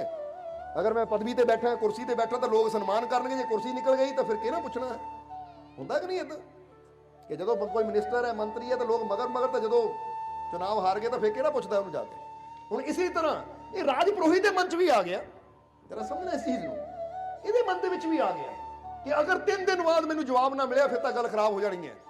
ਪਰ ਹੁਣ ਇਹਨਾਂ ਮਨ 'ਚ ਸੋਚਿਆ ਕੋਈ ਨਹੀਂ, ਕੋਸ਼ਿਸ਼ ਕਰ ਲੈਂਦੇ ਆ। ਜੇ ਕੋਸ਼ਿਸ਼ ਕਰਨ ਦੇ ਬਾਵਜੂਦ ਵੀ 3 ਦਿਨਾਂ 'ਚ ਸਵਾਲ ਦਾ ਜਵਾਬ ਨਾ ਮਿਲਿਆ ਤਾਂ ਤੀਜੇ ਦਿਨ ਮੈਂ ਜਾਨ ਹੀ ਦੇ ਦੇਣੀ ਹੈ, ਕਿਉਂਕਿ ਬੇਇੱਜ਼ਤੀ ਨਾਲੋਂ ਚੰਗਾ ਆ ਆਪਣੀ ਜਾਨ ਹੀ ਦੇ ਗਈ। ਹੁਣ ਕਹਿੰਦੇ ਇੱਕ ਦਿਨ ਕੋਸ਼ਿਸ਼ ਕੀਤੀ, ਨਹੀਂ ਸਵਾਲ ਦਾ ਜਵਾਬ ਮਿਲਿਆ। ਦੂਜੇ ਦਿਨ ਕੋਸ਼ਿਸ਼ ਕੀਤੀ, ਜਵਾਬ ਨਹੀਂ ਮਿਲਿਆ। ਤੀਜੇ ਦਿਨ ਜੰਗਲ ਨੂੰ ਤੁਰ ਪਿਆ। ਜੰਗਲ ਨੂੰ ਤੁਰ ਪਿਆ ਕਿ ਅੱਜ ਕੋਈ ਜਵਾਬ ਨਾ ਮਿਲਿਆ ਤਾਂ ਸ਼ਾਮ ਹੁੰਦੇ ਨਹੀਂ, ਕਿਉਂਕਿ ਰਾਜੇ ਨੇ ਕਿਹਾ ਸ਼ਾਮ ਤੱਕ, ਸੂਰਜ ਡੁੱਬਣ ਤੋਂ ਪਹਿਲਾਂ ਮੈਨੂੰ ਜਵਾਬ ਚਾਹੀਦਾ ਹੈ। ਜੇ ਨਾ ਮਿਲਿਆ ਤਾਂ ਨਦੀ 'ਚ ਛਾਲ ਮਾਰ ਕੇ ਜਾਨ ਹੀ ਦੇ ਦੇਣੀ। ਹੁਣ ਜੰਗਲ 'ਚ ਬੈਠਾ ਹੈ, ਦੁਪਹਿਰ ਹੋ ਚੁੱਕੀ ਹੈ, ਕੋਈ ਜਵਾਬ ਨਹੀਂ ਮਿਲ ਰਿਹਾ। ਬੜਾ ਪਰੇਸ਼ਾਨ ਹੈ, ਨਦੀ ਦੇ ਕੋਲ ਬੈਠਾ ਸੋਚ ਰਿਹਾ ਕਿੱਥੋਂ ਜਵਾਬ ਮਿਲੇਗਾ। ਜਦ ਨੂੰ ਕੀ ਦੇਖਿਆ, ਇੱਕ ਫਕੀਰ ਜਿਹੜਾ ਮਸਤ ਫਕੀਰ ਹੈ, ਬਾਲ ਬਿਖਰੇ ਹੋਏ ਹੈ, ਤਨ ਦੇ ਉੱਪਰ ਕੱਪੜੇ ਵੀ ਫਟੇ ਪੁਰਾਣੇ ਹੈ, ਔਰ ਉਹਦੇ ਨਾਲ ਇੱਕ ਜਾਨਵਰ ਹੈ, ਉਹਦੀ ਕੁੱਤੀਆ, ਦੋਨੇ ਹੀ ਨੇ। ਹੁਣ ਤੇਰਾ ਧਿਆਨ ਦੇਣਾ, ਸਮਝਣ ਵਾਲੀ ਗੱਲ ਹੈ। ਹੁਣ ਉਹ ਫਕੀਰ ਨੇ ਜਦੋਂ ਦੇਖਿਆ ਕਿ ਕੋਈ ਰਾਜ ਪੁਰੋਹਿਤ ਲੱਗਦਾ, ਯਾਨੀ ਬਹੁਤ ਉੱਚੀ ਕੁਲ ਦਾ ਬੰਦਾ ਲੱਗਦਾ, ਪਰ ਬੜਾ ਪਰੇਸ਼ਾਨ ਬੈਠਾ ਹੈ, ਕਿਉਂਕਿ ਪਹਿਰਾਵੇ ਤੋਂ ਪਤਾ ਲੱਗਦਾ ਕੋਈ ਮਾਮੂਲੀ ਬੰਦਾ ਨਹੀਂ ਹੈ। ਫਕੀਰਾਂ ਨੇ ਉਹਨੂੰ ਪੁੱਛ ਲਿਆ, ਭਈ ਕੌਣ ਹੈ ਤੂੰ, ਜੰਗਲ 'ਚ ਬੈਠਾ ਹੈ, ਬੜਾ ਉਦਾਸ ਹੈ, ਨਿਰਾਸ਼ ਹੈ, ਗੱਲ ਕੀ ਹੈ? ਤਾਂ ਉਸ ਲਈ ਰਾਜ ਪੁਰੋਹਿਤ ਨੇ ਫਕੀਰ ਵੱਲ ਦੇਖਿਆ, ਕਹਿੰਦੇ ਜਾ ਪਾਗਲ, ਕਿਉਂਕਿ ਦੇਖ ਰਿਹਾ ਕੋਈ ਪਾਗਲ ਹੈ। ਕਹਿੰਦੇ ਮੈਂ ਰਾਜ ਪੁਰੋਹਿਤ ਹਾਂ, ਤੇਰੀ ਪਤਾ ਨਹੀਂ ਜਾਤੀ ਕਿਹੜੀ ਹੈ, ਮੇਰੇ ਲਾਗੇ ਖੜਾ ਨਾ ਹੋ, ਚੱਲ ਪਰੇ, ਕਿਉਂਕਿ ਮੈਂ ਉੱਚੀ ਜਾਤ ਦਾ ਬ੍ਰਾਹਮਣ ਹਾਂ ਮੈਂ, ਇਸ ਲਈ ਪਰੇ ਹੋ ਜਾ, ਨਹੀਂ ਤਾਂ ਮੈਂ ਭ੍ਰਿਸ਼ਟ ਹੋ ਜਾਊਂ। ਉਹ ਫਕੀਰ ਕਹਿੰਦੇ ਕੋਈ ਗੱਲ ਨਹੀਂ, ਤੈਨੂੰ ਨਹੀਂ ਭ੍ਰਿਸ਼ਟ ਕਰਦੇ, ਇੱਥੋਂ ਹੀ ਦੱਸ ਦੇ, ਪਰੇਸ਼ਾਨ ਕਿਉਂ ਹੈ, ਦੁਖੀ ਕਿਉਂ ਹੈ? ਜੇ ਤੂੰ ਰਾਜ ਪੁਰੋਹਿਤ ਹੈ, ਤੈਨੂੰ ਤਾਂ ਆਪਣੇ ਰਾਜ 'ਚ ਹੋਣਾ ਚਾਹੀਦਾ, ਤੂੰ ਜੰਗਲ 'ਚ ਕੀ ਕਰਦਾ ਹੈ? ਤਾਂ ਉਸ ਵੇਲੇ ਉਹਨਾਂ ਕਿਹਾ, ਮੈਂ ਜੋ ਮਰਜ਼ੀ ਕਰਦਾ ਹਾਂ, ਤੈਨੂੰ ਕੀ ਹੈ? ਪਰ ਉਹਨੂੰ ਇਹ ਨਹੀਂ ਪਤਾ ਸੀ ਫਕੀਰ ਬੜੇ ਕਾਮਿਲ ਹੈ। ਫਕੀਰ ਕਹਿੰਦੇ ਅੱਛਾ, ਤਾਂ ਫਿਰ ਯਾਦ ਰੱਖ, ਹੋ ਸਕਦਾ ਜਿਹੜਾ ਸਵਾਲ ਤੂੰ 3 ਦਿਨਾਂ ਤੋਂ ਲੱਭ ਰਿਹਾ ਨਹੀਂ ਮਿਲਿਆ, ਉਹ ਸਵਾਲ ਦਾ ਜਵਾਬ ਤੈਨੂੰ ਮੇਰੇ ਕੋਲ ਮਿਲ ਜਾਵੇ। ਤੇਰਾ ਗੌਰ ਕਰਨਾ, ਹੋ ਸਕਦਾ ਜਵਾਬ ਤੈਨੂੰ ਮੇਰੇ ਕੋਲ ਮਿਲ ਜਾਵੇ, ਇੱਕ ਵਾਰ ਦੱਸ ਤਾਂ ਸਹੀ। ਰਾਜ ਪੁਰੋਹਿਤ ਹੈਰਾਨ ਰਹਿ ਗਿਆ ਕਿ ਇਹਨੂੰ ਕਿੱਦਾਂ ਪਤਾ ਕਿ ਮੈਂ ਸਵਾਲਾਂ ਦਾ ਜਵਾਬ ਲੱਭ ਰਿਹਾ ਔਰ ਪਿਛਲੇ 3 ਦਿਨ ਤੋਂ ਹੀ ਲੱਭ ਰਿਹਾ। ਤਾਂ ਫਿਰ ਰਾਜ ਪੁਰੋਹਿਤ ਨੇ ਵੀ ਦੇਖਿਆ ਫਕੀਰ ਤਾਂ ਹੈ ਕੋਈ ਕਰਨੀ ਵਾਲਾ, ਤਾਂ ਉਸਨੇ ਉਹਨਾਂ ਕਿਹਾ ਕਿ ਜੇ ਠੀਕ ਹੈ ਤੁਹਾਨੂੰ ਇੰਨਾ ਪਤਾ ਹੈ, ਤਾਂ ਫਿਰ ਤੁਹਾਨੂੰ ਇਹ ਵੀ ਪਤਾ ਹੋਏਗਾ ਮੈਂ ਸਵਾਲ ਕਿਹੜੇ ਸਵਾਲ ਦਾ ਜਵਾਬ ਲੱਭ ਰਿਹਾ ਹਾਂ, ਉਹ ਵੀ ਤੁਹਾਨੂੰ ਪਤਾ ਹੀ ਹੋਏਗਾ। ਫਕੀਰ ਕਹਿੰਦੇ ਪਤਾ ਹੈ ਸਾਨੂੰ, ਫਿਰ ਉਹ ਵੀ, ਜੇ ਤੂੰ ਨਹੀਂ ਦੱਸਣਾ ਤਾਂ ਸਾਨੂੰ ਪਤਾ ਹੈ। ਕਹਿੰਦਾ ਫਿਰ ਜਵਾਬ ਦੱਸੋ, ਫਿਰ ਉਹਦਾ ਕੀ ਹੈ? ਫਕੀਰ ਕਹਿੰਦੇ ਜਵਾਬ ਜ਼ਰੂਰ ਦੱਸਾਂਗੇ, ਪਰ ਉਹਦੇ ਵਾਸਤੇ ਤੈਨੂੰ ਕੰਮ ਕਰਨਾ ਪੈਣਾ ਹੈ। ਉਹ ਕਹਿੰਦਾ ਜੀ ਕਿਹੜਾ ਕੰਮ ਕਰਨਾ ਪੈਣਾ? ਕਹਿੰਦੇ ਕੰਮ ਹੀ ਤੈਨੂੰ ਕਰਨਾ ਪੈਣਾ ਹੈ। ਕਹਿ ਕੇ ਫਕੀਰਾਂ ਨੇ ਆਪਣੀ ਝੋਲੀ 'ਚੋਂ ਪਿਆਲਾ ਕੱਢਿਆ, ਕੋਲੀ ਨਦੀ ਵਗਦੀ ਸੀ, ਨਦੀ 'ਚੋਂ ਪਾਣੀ ਭਰਿਆ। ਕਹਿੰਦੇ ਲੈ ਫਿਰ ਤੈਨੂੰ ਇਹ ਸਾਡੇ ਪਿਆਲੇ 'ਚ ਪਾਣੀ ਪੀਣਾ ਪੈਣਾ ਹੈ, ਤੈਨੂੰ ਸਾਡੇ ਪਿਆਲੇ 'ਚ ਪਾਣੀ ਪੀਣਾ। ਰਾਜ ਪੁਰੋਹਿਤ ਕਹਿੰਦਾ ਇਹ ਗੰਦਾ ਜਿਹਾ ਬੰਦਾ, ਕਿਉਂਕਿ ਮੈਲਾ ਕੁਚਾਲਾ ਜਿੱਦਾਂ ਦੱਸਿਆ ਸੀ, ਉਹ ਮੈਂ ਰਾਜ ਪੁਰੋਹਿਤ ਸੋਨੇ ਦੇ ਬਰਤਨਾਂ 'ਚ ਖਾਣ ਪੀਣ ਵਾਲਾ, ਇਹ ਨੀਵੀਂ ਜਾਤ ਵਾਲੀ ਦਾ ਪਰਛਾਈ ਮੇਰੇ ਲਾਗੇ ਨਾ ਆਵੇ ਤਾਂ ਇਹਦੇ ਗੰਦੇ ਜਿਹੇ ਪਿਆਲੇ 'ਚ ਮੈਂ ਪਾਣੀ ਪੀਵਾਂ? ਉਹ ਕਹਿੰਦਾ ਮਾਫ ਕਰੀ, ਤੇਰੇ ਗੰਦੇ ਪਿਆਲੇ 'ਚ ਮੈਂ ਪਾਣੀ ਨਹੀਂ ਪੀ ਸਕਦਾ, ਇਸ ਲਈ ਮਾਫ ਕਰ ਮੈਨੂੰ, ਇਹ ਕੰਮ ਨਹੀਂ ਮੈਂ ਕਰ ਸਕਦਾ। ਫਕੀਰ ਕਹਿੰਦੇ ਤੇਰੀ ਮੌਜ, ਫਿਰ ਜੇ ਤੂੰ ਪਾਣੀ ਨਹੀਂ ਪੀ ਸਕਦਾ ਇਹਦੇ ਵਿੱਚ ਤਾਂ ਫਿਰ ਤੇਰੀ ਮੌਜ। ਚੱਲੇ ਅਸੀਂ ਕਹਿ ਕੇ ਫਕੀਰ ਤੁਰੇ, ਤਾਂ ਇਹਦੇ ਰਾਜ ਪੁਰੋਹਿਤ ਦੇ ਮਨ 'ਚ ਆਇਆ, ਉਹ ਮਨਾ ਪਾਣੀ ਪੀਣਾ ਸੀ, ਪੀ ਲੈਣ ਦਾ ਫੇਕੀ ਹੈ। ਹੁਣ ਵੀ ਤਾਂ ਉਦਾਂ ਵੀ ਤਾਂ ਜਾਨ ਦੇਣੀ ਹੈ, ਸਵਾਲ ਨਹੀਂ ਪਤਾ, ਜਾਨ ਵੀ ਤਾਂ ਜਾਣੀ ਹੈ। ਪਾਣੀ ਪੀ ਲੈਣਾ ਤਾਂ ਕੀ ਹੋਣਾ ਸੀ, ਇਸ ਲਈ ਪੀਲਾ ਪਾਣੀ ਕੁਝ ਨਹੀਂ ਹੁੰਦਾ, ਬਾਅਦ ਚੋਂ ਕੋਈ ਗੱਲ ਨਹੀਂ, ਗੰਗਾ ਦੇ ਛਿੱਟੇ ਪਾ ਦੇ ਕੇ ਜਾਂ ਗੰਗਾ ਜਲ ਪੀ ਕੇ ਆਪਣੇ ਨੂੰ ਦੁਬਾਰਾ ਪਵਿੱਤਰ ਕਰ ਲਵਾਂਗੇ। ਪੀਲਾ ਪਾਣੀ ਕੁਝ ਨਹੀਂ ਹੁੰਦਾ, ਜਾਨ ਤਾਂ ਬਚੇਗੀ। ਕਹਿੰਦੇ ਉਹਨੇ ਆਵਾਜ਼ ਮਾਰੀ ਫਕੀਰ ਨੂੰ, ਦੌੜ ਕੇ ਮਗਰ ਗਿਆ, ਰੁਕੋ ਰੁਕੋ, ਮੈਂ ਤਿਆਰ ਹਾਂ ਪਾਣੀ ਪੀਣ ਨੂੰ। ਫਕੀਰ ਕਹਿੰਦੇ ਉਹ ਗੱਲ ਪਿੱਛੇ ਚਲੀ ਗਈ, ਉਹ ਗੱਲ ਲੰਘ ਗਈ, ਹੁਣ ਟਾਈਮ ਹੱਥੋਂ ਨਹੀਂ ਗਿਆ, ਹੁਣ ਤੈਨੂੰ ਕੁਝ ਹੋਰ ਕਰਨਾ ਪਏਗਾ। ਉਹ ਕਹਿੰਦਾ ਹੁਣ ਦੱਸੋ ਕੀ ਕਰਨਾ ਪੈਣਾ ਹੈ? ਕਹਿੰਦੇ ਹੁਣ ਤੈਨੂੰ ਸਾਡੀ ਕੁੱਤੀ ਦਾ ਦੁੱਧ ਪੀਣਾ ਪੈਣਾ ਪਿਆਲੇ 'ਚ, ਜੇ ਪੀਣ ਨੂੰ ਤਿਆਰ ਆ ਤਾਂ ਫਿਰ ਅਸੀਂ ਤੈਨੂੰ ਜਵਾਬ ਦੇ ਦੇਵਾਂਗੇ, ਤੇਰੀ ਜਾਨ ਬਚ ਜਾਏਗੀ। ਉਹ ਕਹਿੰਦਾ ਕੁੱਤੀ ਦਾ ਦੁੱਧ ਪੀਵਾਂ ਮੈਂ, ਪੰਡਿਤ ਪੁਰੋਹਿਤ ਹੋ ਕੇ ਕੁੱਤੀ ਦਾ ਦੁੱਧ ਪੀਵਾਂ? ਕੋਈ ਗਾਂ ਦਾ ਹੁੰਦਾ, ਬੱਕਰੀ ਦਾ ਹੁੰਦਾ ਤਾਂ ਮੰਨਿਆ ਵੀ, ਹੁਣ ਕੁੱਤੇ ਦਾ ਦੁੱਧ ਤਾਂ ਕੋਈ ਚੰਗਾ ਭਲਾ ਬੰਦਾ ਨਾ ਪੀਵੇ, ਕੋਈ ਤੁਹਾਨੂੰ ਕਹੇ ਲੈ ਭਈਆ ਕੁੱਤੇ ਦੇ ਦੁੱਧ ਦੀ ਚਾਹ ਆ ਤੁਸੀਂ ਪੀ ਲਓਗੇ, ਇਹ ਕਿਹੜਾ ਲੈ, ਬੱਕਰੀ ਦਾ ਮੰਨਿਆ, ਗਾਂ ਦਾ ਮੰਨਿਆ, ਮੱਝ ਦਾ ਮੰਨਿਆ, ਠੀਕ ਹੈ, ਪਰ ਉਹ ਜਾਨਵਰ ਦਾ ਜਿਹਦੇ ਬਾਰੇ ਸੋਚ ਨਹੀਂ ਸਕਦੇ। ਹੁਣ ਫੇਰ ਤਾਂ ਰਾਜ ਪੁਰੋਹਿਤ ਸੀ, ਕਹਿੰਦਾ ਮਹਾਰਾਜ ਕੁੱਤੀ ਦਾ ਦੁੱਧ ਮੈਨੂੰ ਪਿਲਾ ਰਹੇ ਹੋ, ਇਹ ਨਹੀਂ ਹੋ ਸਕਦਾ, ਜਾਨ ਦੇਣੀ ਮਨਜ਼ੂਰ ਹੈ ਪਰ ਮੈਂ ਇਹ ਨਹੀਂ ਪੀ ਸਕਦਾ। ਫਕੀਰ ਕਹਿੰਦੇ ਤੇਰੀ ਮੌਜ, ਫਿਰ ਚੱਲ। ਫਕੀਰ ਫਿਰ ਤੁਰੇ ਜਾ ਰਹੇ ਅੱਗੇ ਨੂੰ। ਇਹਨਾਂ ਫਿਰ ਮਨ 'ਚ ਸੋਚਿਆ, ਮਨਾ ਮਰਨ ਨਾਲੋਂ ਤਾਂ ਚੰਗਾ ਨਾ ਪੀ ਲੈ ਇੱਕ ਘੁੱਟ, ਫੇਕੀ ਹੁੰਦਾ ਹੈ। ਕਈ ਵਾਰ ਹਲਵਾਈਆਂ ਦੇ ਦੁਕਾਨ ਤੇ ਜਾਈਦਾ, ਉੱਥੇ ਵੀ ਤਾਂ ਕੁੱਤਿਆਂ ਨੇ ਮੂੰਹ ਮਾਰੇ ਹੁੰਦਾ ਹੈ, ਕੁੱਤਿਆਂ ਨੂੰ ਕਈ ਵਾਰ ਦੁੱਧ 'ਚ ਮੂੰਹ ਮਾਰ ਦਿੰਦੇ, ਹਲਵਾਈ ਕਿਹੜਾ ਉਹਨੂੰ ਸਿੱਟਦੇ ਆ, ਏਦਾਂ ਹੀ ਉਹਦੀ ਬਰਫੀ ਬਣਾ ਕੇ ਚਾਹ ਪਾਣੀ ਇੱਦਾਂ ਚੱਲਦਾ ਰਹਿੰਦਾ, ਕੰਮ ਹੋ ਜਾਂਦਾ। ਇਸ ਕਰਕੇ ਜਾਨ ਨਾਲੋਂ ਪਿਆਰੀ ਕਿਹੜੀ ਚੀਜ਼ ਹੈ? ਓਏ ਕੁੱਤੀ ਦਾ ਦੁੱਧ ਪੀ ਕੇ ਮਰਨ ਤਾਂ ਨਹੀਂ ਲੱਗਾ ਤੂੰ, ਫੇਕੀ ਹੋ ਗਿਆ, ਅੱਖਾਂ ਬੰਦ ਕਰਕੇ ਕੋੜਾ ਘੁੱਟ ਕਰਕੇ ਪੀ ਜਾਈ, ਮਨ ਬਣਾ ਲਿਆ ਕਿ ਠੀਕ ਹੈ ਭਾਈ ਜਾਨ ਦੇਣ ਨਾਲੋਂ ਚੰਗਾ ਆ ਦੁੱਧ ਪੀ ਲਈਏ। ਫਿਰ ਗਿਆ ਦੌੜ ਕੇ ਫਕੀਰਾਂ ਮਗੇ, ਕਹਿੰਦਾ ਮਹਾਰਾਜ ਰੁਕੋ ਮੈਂ ਤਿਆਰ ਹਾਂ। ਫਕੀਰ ਕਹਿੰਦੇ ਇਹ ਵੀ ਗੱਲ ਹੁਣ ਲੰਘ ਗਈ, ਇਹ ਵੀ ਗੱਲ ਗਈ। ਕਹਿੰਦਾ ਮਹਾਰਾਜ ਹੁਣ ਕੀ? ਫਿਰ ਫਕੀਰ ਕਹਿੰਦੇ ਹੁਣ ਇਹ ਕਰਨਾ ਆ, ਹੁਣ ਕੁੱਤੀ ਦਾ ਦੁੱਧ ਚੋ ਕੇ ਪਹਿਲਾਂ ਮੇਰੀ ਕੁੱਤੀ ਪੀਏਗੀ, ਉਹ ਚੱਟੇਗੀ, ਸਮਝਦੇ ਹੋ ਕਿ ਨਹੀਂ? ਔਰ ਫਿਰ ਤੈਨੂੰ ਪੀਣਾ ਪੈਣਾ ਹੈ। ਹੁਣ ਮਨ ਚ ਸੋਚਿਆ ਜੇ ਹੁਣ ਨਾ ਕੀਤੀ ਤਾਂ ਪਤਾ ਨਹੀਂ ਅੱਗੇ ਕੀ ਹੋ ਜਾਣਾ ਹੈ। ਸੋ ਮੰਨ ਗਿਆ, ਕਹਿੰਦਾ ਮਾਰੇ ਠੀਕ ਹੈ, ਮੈਂ ਪੀਣ ਨੂੰ ਤਿਆਰ ਹਾਂ, ਜਾਨ ਬਚਾਓ ਮੇਰੀ। ਫਕੀਰਾਂ ਨੇ ਕਹਿੰਦੇ ਕੁੱਤੀ ਦਾ ਦੁੱਧ ਪਿਆਲੇ 'ਚ ਕੱਢਿਆ, ਕੁੱਤੀ ਨੂੰ ਚਟਾਇਆ ਔਰ ਉਹਨੂੰ ਦਿੱਤਾ, ਕਹਿੰਦੇ ਲੈ ਪੀ ਲੈ। ਹੁਣ ਜਿੱਦੇ ਪੁਰੋਹਿਤ ਦੁੱਧ ਲੈ ਕੇ ਪੀਣ ਲੱਗਾ, ਫਕੀਰਾਂ ਨੇ ਉੱਥੇ ਹੱਥ ਫੜ ਲਿਆ, ਕਹਿੰਦੇ ਬਸ ਇਹੀ ਪਾਪ ਦਾ ਬਾਪ ਹੈ। ਉਹ ਕਹਿੰਦਾ ਮਹਾਰਾਜ ਮੈਂ ਸਮਝਿਆ ਨਹੀਂ ਇਹ ਕੀ ਤਾਂ ਪਾਪ ਦਾ ਬਾਪ ਹੈ। ਕਹਿੰਦੇ ਤੂੰ ਸਭ ਕੁਝ ਰਾਜ ਪੁਰੋਹਿਤ ਹੋ ਕੇ ਤੂੰ ਸਭ ਕੁਝ ਕਰਨ ਨੂੰ ਤਿਆਰ ਹੋ ਗਿਆ, ਕਿਹਦੀ ਖਾਤਰ? ਸਿਰਫ ਪਦਵੀ ਦੇ ਲੋਭ ਦੀ ਖਾਤਰ। ਲੋਭ ਹੁੰਦਾ ਬੰਦੇ ਅੰਦਰ, ਪਦਵੀ ਦਾ, ਕੁਰਸੀ ਦਾ, ਧਨ ਦਾ, ਉਚਾਈ ਦਾ। ਇਹ ਲੋਭ ਨੇ ਤੈਨੂੰ ਇੰਨਾ ਗਿਰਾ ਦਿੱਤਾ ਕਿ ਤੈਨੂੰ ਸਮਝ ਆ ਕੁੱਤੀ ਦਾ ਦੁੱਧ ਨਹੀਂ ਪੀਣ ਵਾਲਾ, ਕੁੱਤੇ ਦਾ ਝੂਠਾ ਨਹੀਂ ਖਾਣ ਵਾਲਾ, ਪਰ ਫਿਰ ਵੀ ਲੋਭ ਨੇ ਤੈਨੂੰ ਇੰਨਾ ਅੰਨਾ ਕਰ ਦਿੱਤਾ ਕਿ ਤੂੰ ਉਹ ਸਭ ਕੁਝ ਕਰਨ ਨੂੰ ਤਿਆਰ ਹੋ ਗਿਆ। ਇਹੀ ਹੈ ਪਾਪ ਦਾ ਬਾਪ। ਕਿਉਂਕਿ ਜਦੋਂ ਲੋਭ ਅੰਦਰ ਆ ਜਾਂਦੇ ਨੇ ਤਾਂ ਆਪ ਸੋਚ ਕੇ ਦੇਖੋ, ਬਾਪ ਬੇਟੇ ਦਾ ਦੁਸ਼ਮਣ ਹੋ ਜਾਂਦਾ ਕਿ ਨਹੀਂ? ਜਦੋਂ ਅੰਦਰ ਲੋਭ ਆ ਜਾਂਦਾ ਹੈ, ਭਰਾ ਭਰਾ ਦਾ ਦੁਸ਼ਮਣ ਹੋ ਜਾਂਦਾ ਕਿ ਨਹੀਂ? ਇੱਕ ਜ਼ਮੀਨ ਦੇ ਟੁਕੜੇ ਨੂੰ ਲੈ ਕੇ ਲੋਭ ਆ ਗਿਆ ਤਾਂ ਭਰਾ ਭਰਾ ਕੋਰਟ ਕਚਹਿਰੀਆਂ ਤੱਕ ਪਹੁੰਚ ਜਾਂਦੇ ਹਨ। ਬਾਪ ਬੇਟਾ ਉਹਨਾਂ ਦੀ ਲੜਾਈ ਹੋ ਜਾਂਦੀ ਹੈ ਜਾਇਦਾਦ ਨੂੰ ਲੈ ਕੇ, ਹੋ ਜਾਂਦੀ ਹੈ ਜਾਂ ਨਹੀਂ? ਔਰ ਕਈ ਵਾਰ ਦੇਖਿਆ ਨਾ, ਕੋਈ ਚੀਜ਼ ਖਾਣ ਨੂੰ ਲੈ ਕੇ ਹੀ ਬੱਚਿਆਂ 'ਚ ਲੜਾਈ ਹੋ ਜਾਂਦੀ, ਮੈਂ ਖਾਣਾ, ਮੈਨੂੰ ਇੰਨੀ ਮਿਲੇ, ਮੈਨੂੰ ਉਨੀ ਮਿਲੇ। ਯਾਨੀ ਜਿੱਥੇ ਲੋਭ ਆ ਗਿਆ ਹੈ, ਕਬੀਰ ਸਾਹਿਬ ਕਹਿੰਦੇ ਯਹਾਂ ਲੋਭ ਤਹਾਂ ਪਾਪ, ਉੱਥੇ ਪਾਪ ਹੋਣਾ ਹੀ ਹੋਣਾ ਹੈ। ਇਸ ਲਈ ਆਪਣੇ ਰਿਸ਼ਤਿਆਂ ਨੂੰ ਸੰਭਾਲੋ, ਰਿਸ਼ਤਿਆਂ ਵਿੱਚ, ਪਰਿਵਾਰ ਵਿੱਚ ਲੋਭ ਨਾ ਆਣ ਦਿਓ। ਸਮਝਦੇ ਹੋ? ਔਰ ਯਹਾਂ ਕ੍ਰੋਧ ਤਹਾਂ ਕਾਲ ਹੈ, ਜਹਾਂ ਸ਼ਮਾ ਤਹਾਂ ਆਪ। ਔਰ ਜਿੱਥੇ ਕ੍ਰੋਧ ਹੈ ਉੱਥੇ ਕਾਲ ਵੀ ਹੈ, ਕਿਉਂਕਿ ਕ੍ਰੋਧ ਨਾਲ ਹੀ ਤਾਂ ਇਨਸਾਨ ਉਹ ਕਦਮ ਕਰ ਦਿੰਦਾ ਹੈ ਕਿ ਕਈ ਵਾਰ ਆਪਣੀ ਜਾਨ ਵੀ ਚਲੀ ਜਾਂਦੀ ਤਾਂ ਦੂਜਿਆਂ ਦੀ ਜਾਨ ਵੀ ਬੰਦਾ ਕ੍ਰੋਧ ਵਿੱਚ ਹੀ ਲੈ ਲੈਂਦਾ ਹੈ। ਔਰ ਜਿੱਥੇ ਸ਼ਮਾ ਹੈ, ਜਿੱਥੇ ਸ਼ਮਾ ਦੀ ਭਾਵਨਾ ਹੈ, ਉੱਥੇ ਪ੍ਰਮਾਤਮਾ ਆਪ ਹੈ। ਔਰ ਜੇ ਤੁਸੀਂ ਪ੍ਰਮਾਤਮਾ ਨੂੰ, ਪ੍ਰਭੂ ਨੂੰ ਆਪਣੇ ਜੀਵਨ 'ਚ ਲਿਆਉਣਾ ਚਾਹੁੰਦੇ ਹੋ ਤਾਂ ਵੀ ਸ਼ਮਾ ਦੀ ਭਾਵਨਾ ਆਪਣੇ ਅੰਦਰ ਲਿਆਓ। ਸਮਝਦੇ ਹੋ ਕਿ ਨਹੀਂ? ਔਰ ਜੇ ਆਪਣੇ ਆਪ ਨੂੰ ਭਰਪੂਰ ਕਰਨਾ ਹੈ ਤਾਂ ਹੁਣ ਟਾਈਮ ਕਾਫੀ ਹੋ ਗਿਆ ਹੈ, ਸਮਾਂ ਕਾਫੀ ਹੋ ਗਿਆ, ਇਸ ਲਈ ਸਤਸੰਗ ਨੂੰ ਥੋੜਾ ਸਮਾਪਤੀ ਤਰਫ ਲੈ ਕੇ ਚੱਲੀਏ। ਪਰ ਇੱਥੇ ਹੀ ਦੱਸਣਾ ਚਾਹਾਂਗੇ ਕਿ ਇੱਕ ਵਾਰ ਬਾਬਾ ਫਰੀਦ ਬੈਠੇ ਹੋਏ ਸੀ ਤੇ ਇੱਕ ਪ੍ਰੇਮੀ ਉਹਨਾਂ ਕੋਲ ਗਿਆ। ਪ੍ਰੇਮੀ ਗਿਆ ਤਾਂ ਜਾ ਕੇ ਬਾਬਾ ਫਰੀਦ ਨੂੰ ਕਹਿਣ ਲੱਗਾ ਕਿ ਮਹਾਰਾਜ ਉਹ ਪ੍ਰਭੂ ਦੀ ਕਿਰਪਾ ਨੂੰ ਪਾਉਣ ਦਾ ਕੋਈ ਰਸਤਾ ਦੱਸੋ, ਉਹ ਪਰਮਾਤਮਾ ਨੂੰ ਪਾਉਣ ਦਾ, ਉਹਦੀ ਕਿਰਪਾ ਨੂੰ ਪਾਉਣ ਦਾ ਕੋਈ ਰਸਤਾ ਦੱਸੋ। ਤਾਂ ਉਸ ਵੇਲੇ ਬਾਬਾ ਫਰੀਦ ਨੇ ਕਿਹਾ ਪਰਮਾਤਮਾ ਦੀ ਕਿਰਪਾ ਨੂੰ ਪਾਉਣ ਦਾ, ਪ੍ਰਭੂ ਦੀ ਰਹਿਮਤ ਨੂੰ ਪਾਉਣ ਦਾ, ਪ੍ਰਭੂ ਨੂੰ ਪਾਉਣ ਦਾ ਰਸਤਾ ਚਾਹੀਦਾ ਤਾਂ ਬੇਟਾ ਇਦਾਂ ਕਰ, ਉਹ ਸਾਹਮਣੇ ਘੜਾ ਹੈ, ਜਾ ਕੇ ਪਾਣੀ ਲੈ ਕੇ ਆ। ਕਿਉਂਕਿ ਅੱਜ ਕੱਲ ਤਾਂ ਫਰਿੱਜਾਂ ਹੈ, ਪਹਿਲੇ ਸਮੇਂ 'ਚ ਮਿੱਟੀ ਦੇ ਘੜੇ ਹੁੰਦੇ ਸੀ, ਕੋਨੇ 'ਚ ਰੱਖੇ ਹੁੰਦੇ ਸੀ। ਤੁਹਾਡੇ 'ਚ ਵੀ ਬਹੁਤ ਐਸੇ ਹੋਣਗੇ ਜਿਨ੍ਹਾਂ ਨੇ ਘੜਿਆਂ ਦਾ ਪਾਣੀ ਪੀਤਾ ਹੋਵੇਗਾ, ਕਿੰਨਾ ਠੰਡਾ, ਕਿੰਨਾ ਸਵਾਦਿਸ਼ਟ ਹੁੰਦਾ ਸੀ ਕਿ ਨਹੀਂ? ਕਿਹੜੇ ਕਿਹੜੇ ਬੈਠੇ ਜਿਹਨਾਂ ਨੇ ਪੀਤਾ ਘੜਿਆਂ? ਅੱਜ ਕੱਲ ਤਾਂ ਘੜਿਆਂ ਦਾ ਦੌਰ ਹੀ ਖਤਮ ਹੋ ਗਿਆ। ਔਰ ਯਾਦ ਰੱਖੋ, ਜਦੋਂ ਤੱਕ ਬੰਦਾ ਘੜਿਆਂ ਦਾ ਪਾਣੀ ਪੀਂਦਾ ਸੀ ਨਾ, ਸਿਹਤ ਵੀ ਫਿੱਟ ਰਹਿੰਦੀ ਸੀ। ਅੱਜ ਕੱਲ ਫਰਿੱਜਾਂ ਦਾ ਪਾਣੀ ਆ ਗਿਆ ਤਾਂ ਜੋੜਾਂ 'ਚ ਦਰਦਾਂ ਹੋਣੀਆਂ ਸ਼ੁਰੂ ਹੋ ਗਈਆਂ। ਸਮਝਦੇ ਹੋ ਕਿ ਨਹੀਂ? ਗਠੀਏ ਦੀ ਪ੍ਰੋਬਲਮ ਵਧਣੀ ਸ਼ੁਰੂ ਹੋ ਗਈ, ਕਿਉਂਕਿ ਜਿੰਨਾ ਠੰਡਾ ਪਾਣੀ ਹੈ ਨਾ, ਇਹ ਸਾਡੇ ਜੋੜਾਂ ਤੇ ਇਫੈਕਟ ਪਾਉਂਦਾ ਹੈ ਸਿੱਧਾ। ਇਹ ਯਾਦ ਰੱਖਿਓ ਹਮੇਸ਼ਾ। ਤਾਂ ਹੀ ਜੇ ਪਾਣੀ ਪੀਣਾ ਵੀ ਹੋਵੇ ਤਾਂ ਸਿੱਧਾ ਫਰਿੱਜ ਚੋਂ ਕੱਢ ਕੇ ਠੰਡਾ ਨਾ ਪੀਓ, ਥੋੜਾ ਨਾਰਮਲ ਪਾਣੀ ਪੀਓ। ਪੀਣ ਨੂੰ ਬੇਸ਼ੱਕ ਥੋੜਾ ਲੱਗੇ ਪਰ ਸਿਹਤ ਵਾਸਤੇ ਚੰਗਾ ਹੁੰਦਾ ਹੈ। ਪਰ ਅੱਜ ਕੱਲ ਹੁੰਦਾ ਕੀ, ਬੰਦਾ ਇੱਧਰ ਰੋਟੀ ਖਾਂਦਾ ਤਾਂ ਨਾਲ ਨਾਲ ਠੰਡਾ ਪਾਣੀ ਪੀਂਦਾ ਹੈ, ਨਾਲ ਨਾਲ ਕੋਕ ਪੀਂਦਾ ਹੈ ਠੰਡਾ। ਉਹਦੇ ਨਾਲ ਫਿਰ ਕੀ ਹੁੰਦਾ ਹੈ, ਇੱਕ ਪਾਸੇ ਗਰਮ ਚੀਜ਼ ਖਾ ਰਹੇ ਆ ਔਰ ਦੂਜੇ ਪਾਸੇ ਠੰਡੀ ਖਾ ਰਹੇ ਆ। ਜਦੋਂ ਦੋ ਹੀ ਚੀਜ਼ਾਂ ਪੇਟ ਜਾਂਦੀਆਂ ਤਾਂ ਉਹਦਾ ਨੁਕਸਾਨ ਫਿਰ ਇਨਸਾਨ ਨੂੰ ਝੱਲਣਾ ਹੀ ਪੈਂਦਾ ਹੈ। ਸੋ ਹੁਣ ਘੜੇ ਉੱਪਰ ਤੁਸੀਂ ਜਾਣਦੇ ਹੋਵੋਗੇ, ਜਿਹੜਾ ਨੇ ਘੜੇ ਦਾ ਪਾਣੀ ਪੀਤਾ ਹੈ, ਜੇ ਘੜੇ ਉੱਪਰ ਇੱਕ ਨਾ ਪਿਆਲਾ ਜਾਂ ਮੁੰਦਾ ਕਰਕੇ ਰੱਖ ਦਿੱਤਾ ਜਾਂਦਾ ਸੀ, ਉਹਦੇ ਨਾਲ ਢੱਕਿਆ ਵੀ ਰਹਿੰਦਾ ਸੀ, ਤਾਂ ਕੀ ਹੁੰਦਾ ਸੀ, ਜੇ ਕਿਸੇ ਨੇ ਪੀਣਾ ਵੀ ਹੁੰਦਾ ਸੀ ਤਾਂ ਪਿਆਲੇ ਨੂੰ ਹੀ ਏਦਾਂ ਚੱਕ ਕੇ ਉਹ ਚ ਪਾ ਕੇ ਪਾਣੀ ਪੀ ਲੈਂਦੇ ਸੀ। ਰੱਖਿਆ ਸੀ ਤੁਹਾਡੇ ਘਰ 'ਚ ਕਿਸੇ ਨੇ ਤਾਂ ਹੈ? ਉੱਪਰ ਇੰਨੀ ਛੋਟੀ ਜਿਹੀ ਹੁੰਦੀ ਹੈ ਉਹ ਕੋਲੀ ਜਿਹੀ ਟਾਈਪ, ਜੋ ਘੜੇ ਦੇ ਉੱਪਰ ਏਦਾਂ ਰੱਖ ਦਿੰਦੇ, ਉਹਨਾਂ ਘੜਾ ਢੱਕਿਆ ਵੀ ਰਹਿੰਦਾ ਤਾਂ ਕਿ ਕੋਈ ਮੱਖੀ ਮੱਛਰ ਨਾ ਵਿੱਚ ਜਾਵੇ। ਔਰ ਦੂਜਾ ਛੋਟਾ ਜਿਹਾ ਹੁੰਦਾ ਹੈ, ਕਿਉਂਕਿ ਅਸੀਂ ਆਪ ਵੀ ਪੀਂਦੇ ਰਹੇ ਹਾਂ। ਸਮਝਦੇ ਹੋ? ਹੁਣ ਜ਼ਰਾ ਗੌਰ ਕਰਨਾ, ਉੱਥੇ ਵੀ ਬਾਬਾ ਫਰੀਦ ਕੋਲ ਇਹ ਚੀਜ਼ ਪਈ ਹੋਈ ਸੀ। ਬਾਬਾ ਫਰੀਦ ਨੇ ਉਹਨੂੰ ਕਿਹਾ, ਤੂੰ ਪੁੱਛਦਾ ਹੈ ਕਿ ਰੱਬ ਦੀ ਰਹਿਮਤ ਕਿੱਦਾਂ ਪਾਈ ਜਾਵੇ, ਰੱਬ ਦੀ ਕਿਰਪਾ ਕਿੱਦਾਂ ਪਾਈ ਜਾਵੇ? ਤਾਂ ਜਾ ਬੇਟਾ ਪਹਿਲਾਂ ਘੜੇ, ਉਹ ਘੜਾ ਪਿਆ ਉਹਦੇ ਉੱਪਰ ਹੀ ਪਿਆਲੀ ਪਈ ਹੈ, ਪਾਣੀ ਲੈ ਕੇ ਆ। ਹੁਣ ਉਹਨੇ ਧਿਆਨ ਦੇਣਾ ਤੁਸੀਂ ਵੀ। ਹੁਣ ਘੜੇ 'ਚੋਂ ਪਾਣੀ ਕੱਢਣਾ ਵੀ ਕਿੱਦਾਂ ਕੱਢਣਾ ਪੈਂਦਾ ਹੈ। ਹੁਣ ਪਿਆਲੀ ਇੱਥੇ ਰੱਖੋ, ਘੜਾ ਇੱਥੇ ਹੋਵੇ ਤਾਂ ਪਿਆਲੀ ਭਰ ਜਾਏਗੀ।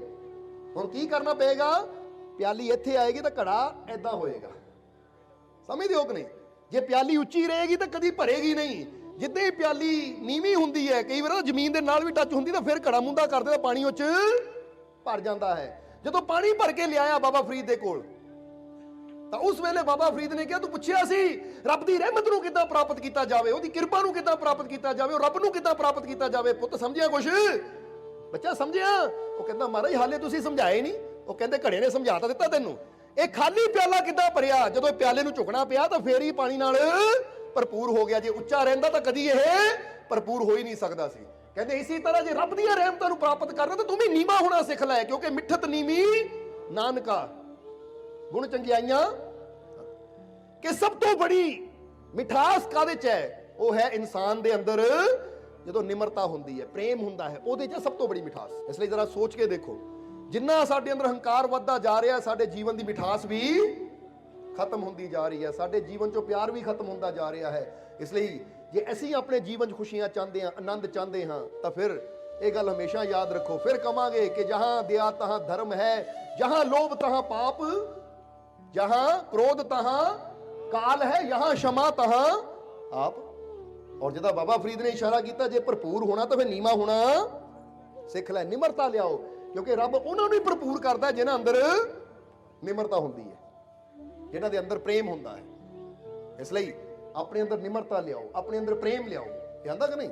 ਫਿਰ ਕਹਿ ਦਿਓ, ਮੈਨੂੰ ਮੇਰੇ ਮਾਲਿਕ ਨਾਲ, ਮੈਨੂੰ ਮੇਰੇ ਮਾਲਿਕ ਨਾਲ ਬਹੁਤ, ਮੈਨੂੰ ਮੇਰੇ ਮਾਲਿਕ ਨਾਲ ਬਹੁਤ। ਕਿਉਂਕਿ ਪਹਿਲੀ ਗੱਲ ਬਾਬਾ ਫਰੀਦ ਤੋਂ ਸ਼ੁਰੂ ਹੋਈ ਸੀ ਕਿ ਜੇ ਜੀਵਨ 'ਚ ਖੁਸ਼ੀਆਂ ਚਾਹੀਦੀਆਂ ਹੈ, ਜੀਵਨ ਦੇ ਵਿੱਚ ਆਨੰਦ ਚਾਹੀਦਾ ਹੈ, ਤਾਂ ਬਾਬਾ ਫਰੀਦ ਕਹਿੰਦੇ ਦੋ ਚੀਜ਼ਾਂ ਦਾ ਹੋਣਾ ਜ਼ਰੂਰੀ ਹੈ। ਪਹਿਲਾ ਕੀ ਹੈ? ਇਸ਼ਕ, ਔਰ ਦੂਜਾ ਹੈ ਉਹਦੀ ਰਹਿਮਤ। ਇਹ ਦੋ ਚੀਜ਼ਾਂ ਅਗਰ ਇਨਸਾਨ ਦੇ ਜੀਵਨ 'ਚ ਆਣਗੀਆਂ ਤਾਂ ਫੇਰ ਹੀ ਇਨਸਾਨ ਖੁਸ਼ੀਆਂ ਨਾਲ ਭਰਪੂਰ ਹੋਏਗਾ। ਔਰ ਜਿੱਦਾਂ ਦੇਖੋ, ਇਹਨਾਂ ਨੇ ਅੱਜ ਮੌਕਾ ਦਿੱਤਾ, ਇਹ ਨਗਰ ਦੇ ਜਿੰਨੇ ਵੀ ਮੈਂਬਰਾਂ ਨੇ ਸਤਸੰਗ ਦਾ ਆਯੋਜਨ ਕੀਤਾ, ਕਿਉਂਕਿ ਜਦੋਂ ਕਿਤੇ ਸਤਸੰਗ ਹੁੰਦਾ ਹੈ, ਉਹਦੇ 'ਚ ਬਹਿ ਕੇ ਇਨਸਾਨ ਜ਼ਿਕਰ ਕਰਦਾ ਜਾਂ ਜ਼ਿਕਰ ਸੁਣਦਾ ਹੈ, ਤਾਂ ਯਾਦ ਰੱਖੋ, ਪਰਮਾਤਮਾ ਨੂੰ ਯਾਦ ਕਰਨ ਨਾਲ ਜਾਂ ਉਹਦੇ ਵਚਨ ਸੁਣਨ ਨਾਲ, ਉਹਦਾ ਜ਼ਿਕਰ ਸੁਣਨ ਨਾਲ ਹੀ ਇਨਸਾਨ ਦੀ ਜ਼ਿੰਦਗੀ ਉਹਦੇ ਨਾਲ ਜੁੜ ਜਾਂਦੀ ਹੈ। ਕਹਿੰਦੇ ਨੇ ਇੱਕ ਫਕੀਰ, ਉਹਨਾਂ ਦੀ ਇੱਕ ਆਦਤ ਸੀ, ਉਹਨਾਂ ਨੇ ਇੱਕ ਥੈਲੀ ਦੇ ਅੰਦਰ ਅਖਰੋਟ ਪਾਣੇ, ਔਰ ਅਖਰੋਟ ਲੈ ਕੇ ਉਹਨਾਂ ਨੇ ਇੱਕ ਐਸੀ ਜਗ੍ਹਾ ਚੱਲ ਜਾਣਾ ਜਿੱਥੇ ਬੱਚੇ ਖੇਡਦੇ ਹੁੰਦੇ ਸੀ ਜਾਂ ਲੋਕ ਆਲੇ ਦੁਆਲੇ ਘੁੰਮਦੇ ਹੁੰਦੇ ਸੀ। ਉਹਨਾਂ ਨੇ ਬਹਿ ਜਾਣਾ ਔਰ ਆਪਣੇ ਹੱਥ 'ਚ ਅਖਰੋਟ ਫੜ ਕੇ ਇਦਾਂ ਉਛਾਲਣਾ, ਔਰ ਬੱਚਿਆਂ ਨੂੰ ਆਵਾਜ਼ ਮਾਰਨੀ, ਬੱਚਾ ਅਖਰੋਟ ਚਾਹੀਦਾ ਹੈ? ਹਾਂਜੀ ਹਾਂਜੀ, ਇਹ ਫਕੀਰ ਸਾਈਂ ਚਾਹੀਦਾ, ਦੇ ਦਿਓ। ਲੈ ਫਿਰ ਰੱਬ ਦਾ ਨਾਮ ਲੈ ਬੇਟਾ। ਹੁਣ ਬੱਚੇ ਨੇ ਰੱਬ ਦਾ ਨਾਮ ਲੈਣਾ, ਉਹਨੂੰ ਮੁਫਤ ਵਿੱਚ ਉਹਨੂੰ ਅਖਰੋਟ ਦੇ ਦੇਣਾ। ਹੁਣ ਆ ਕਈਆਂ ਨੇ ਦੇਖਣਾ, ਫਕੀਰ ਅਖਰੋਟ ਬਣਦੇ, ਭਾਈ ਬਾਬਾ ਜੀ ਸਾਨੂੰ ਵੀ ਦੇ ਦਿਓ, ਭਾਈ ਰੱਬ ਦਾ ਨਾਮ ਲਓ, ਤੁਸੀਂ ਵੀ ਲੈ ਲਓ।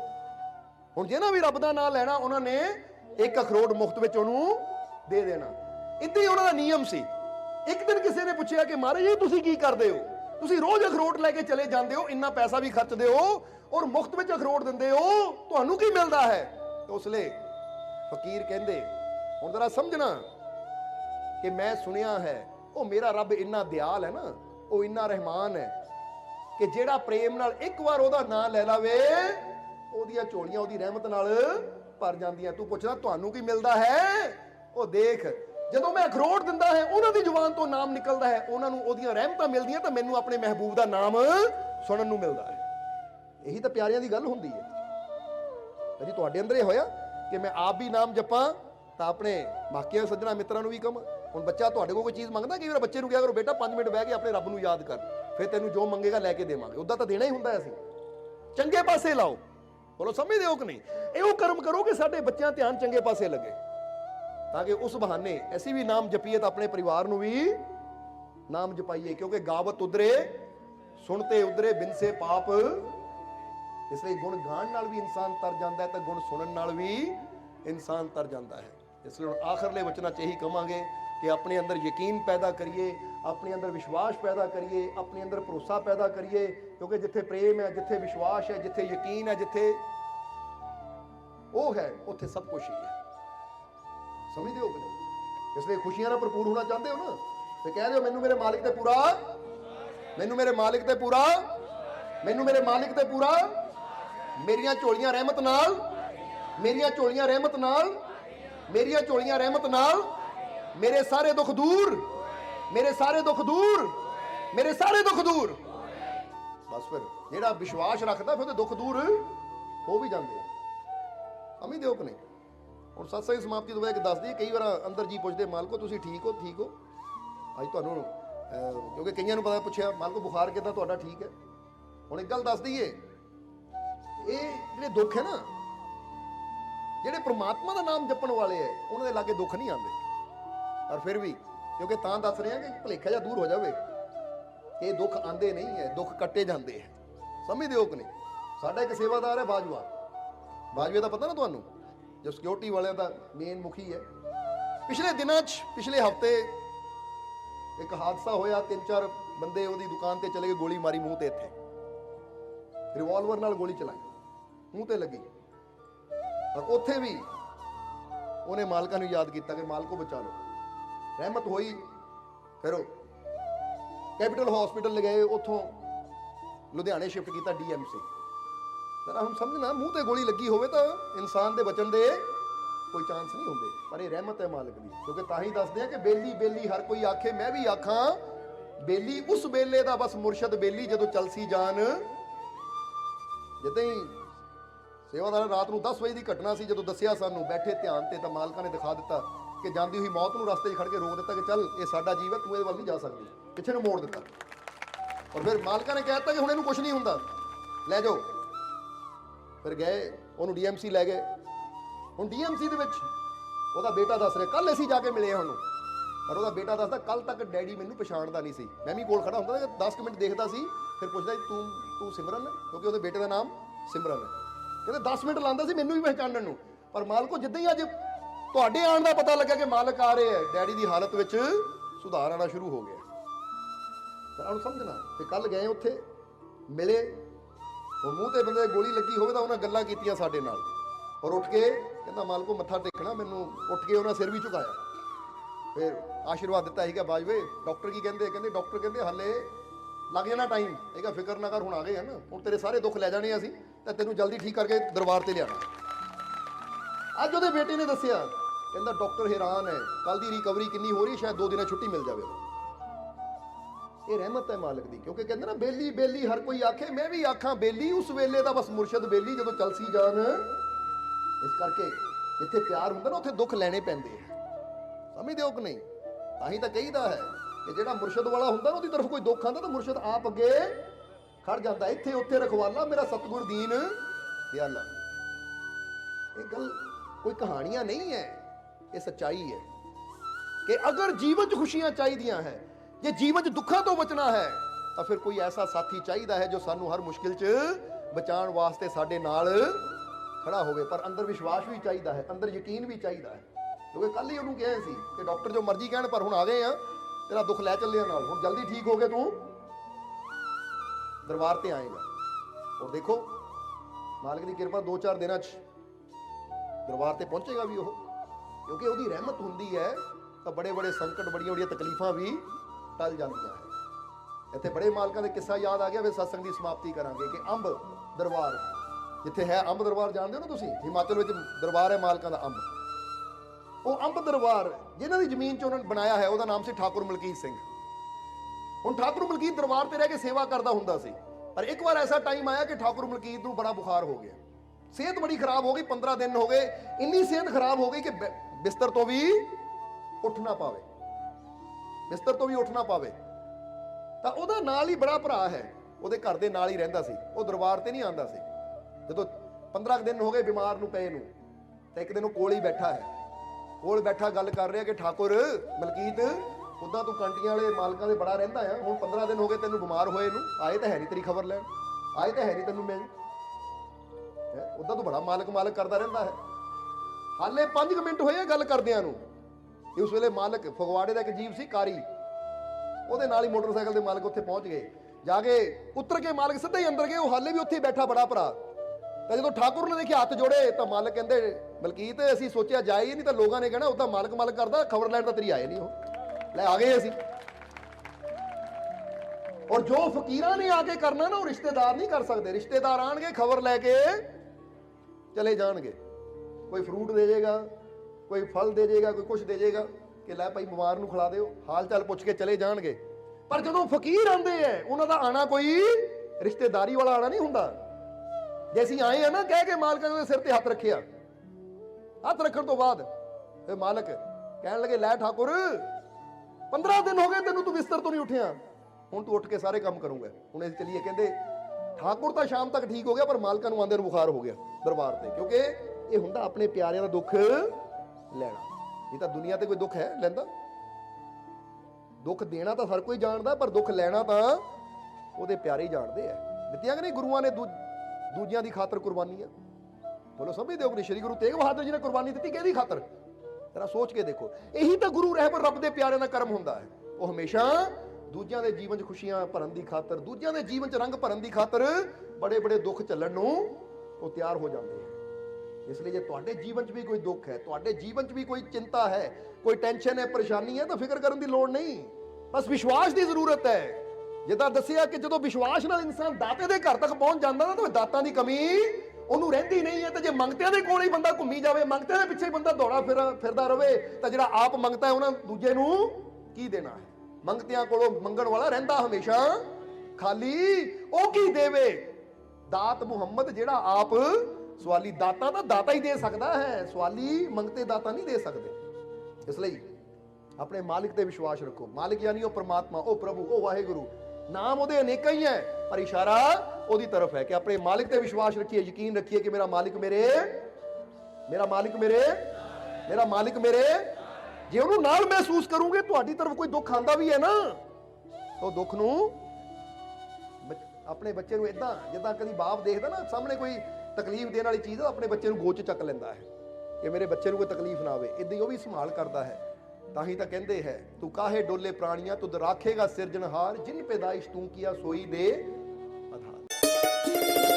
ਸੋਹਣਾ ਸੋਹਣਾ ਮੇਰਾ ਮੁਰਸ਼ਿਦ ਸੋਹਣਾ, ਸੋਹਣਾ ਸੋਹਣਾ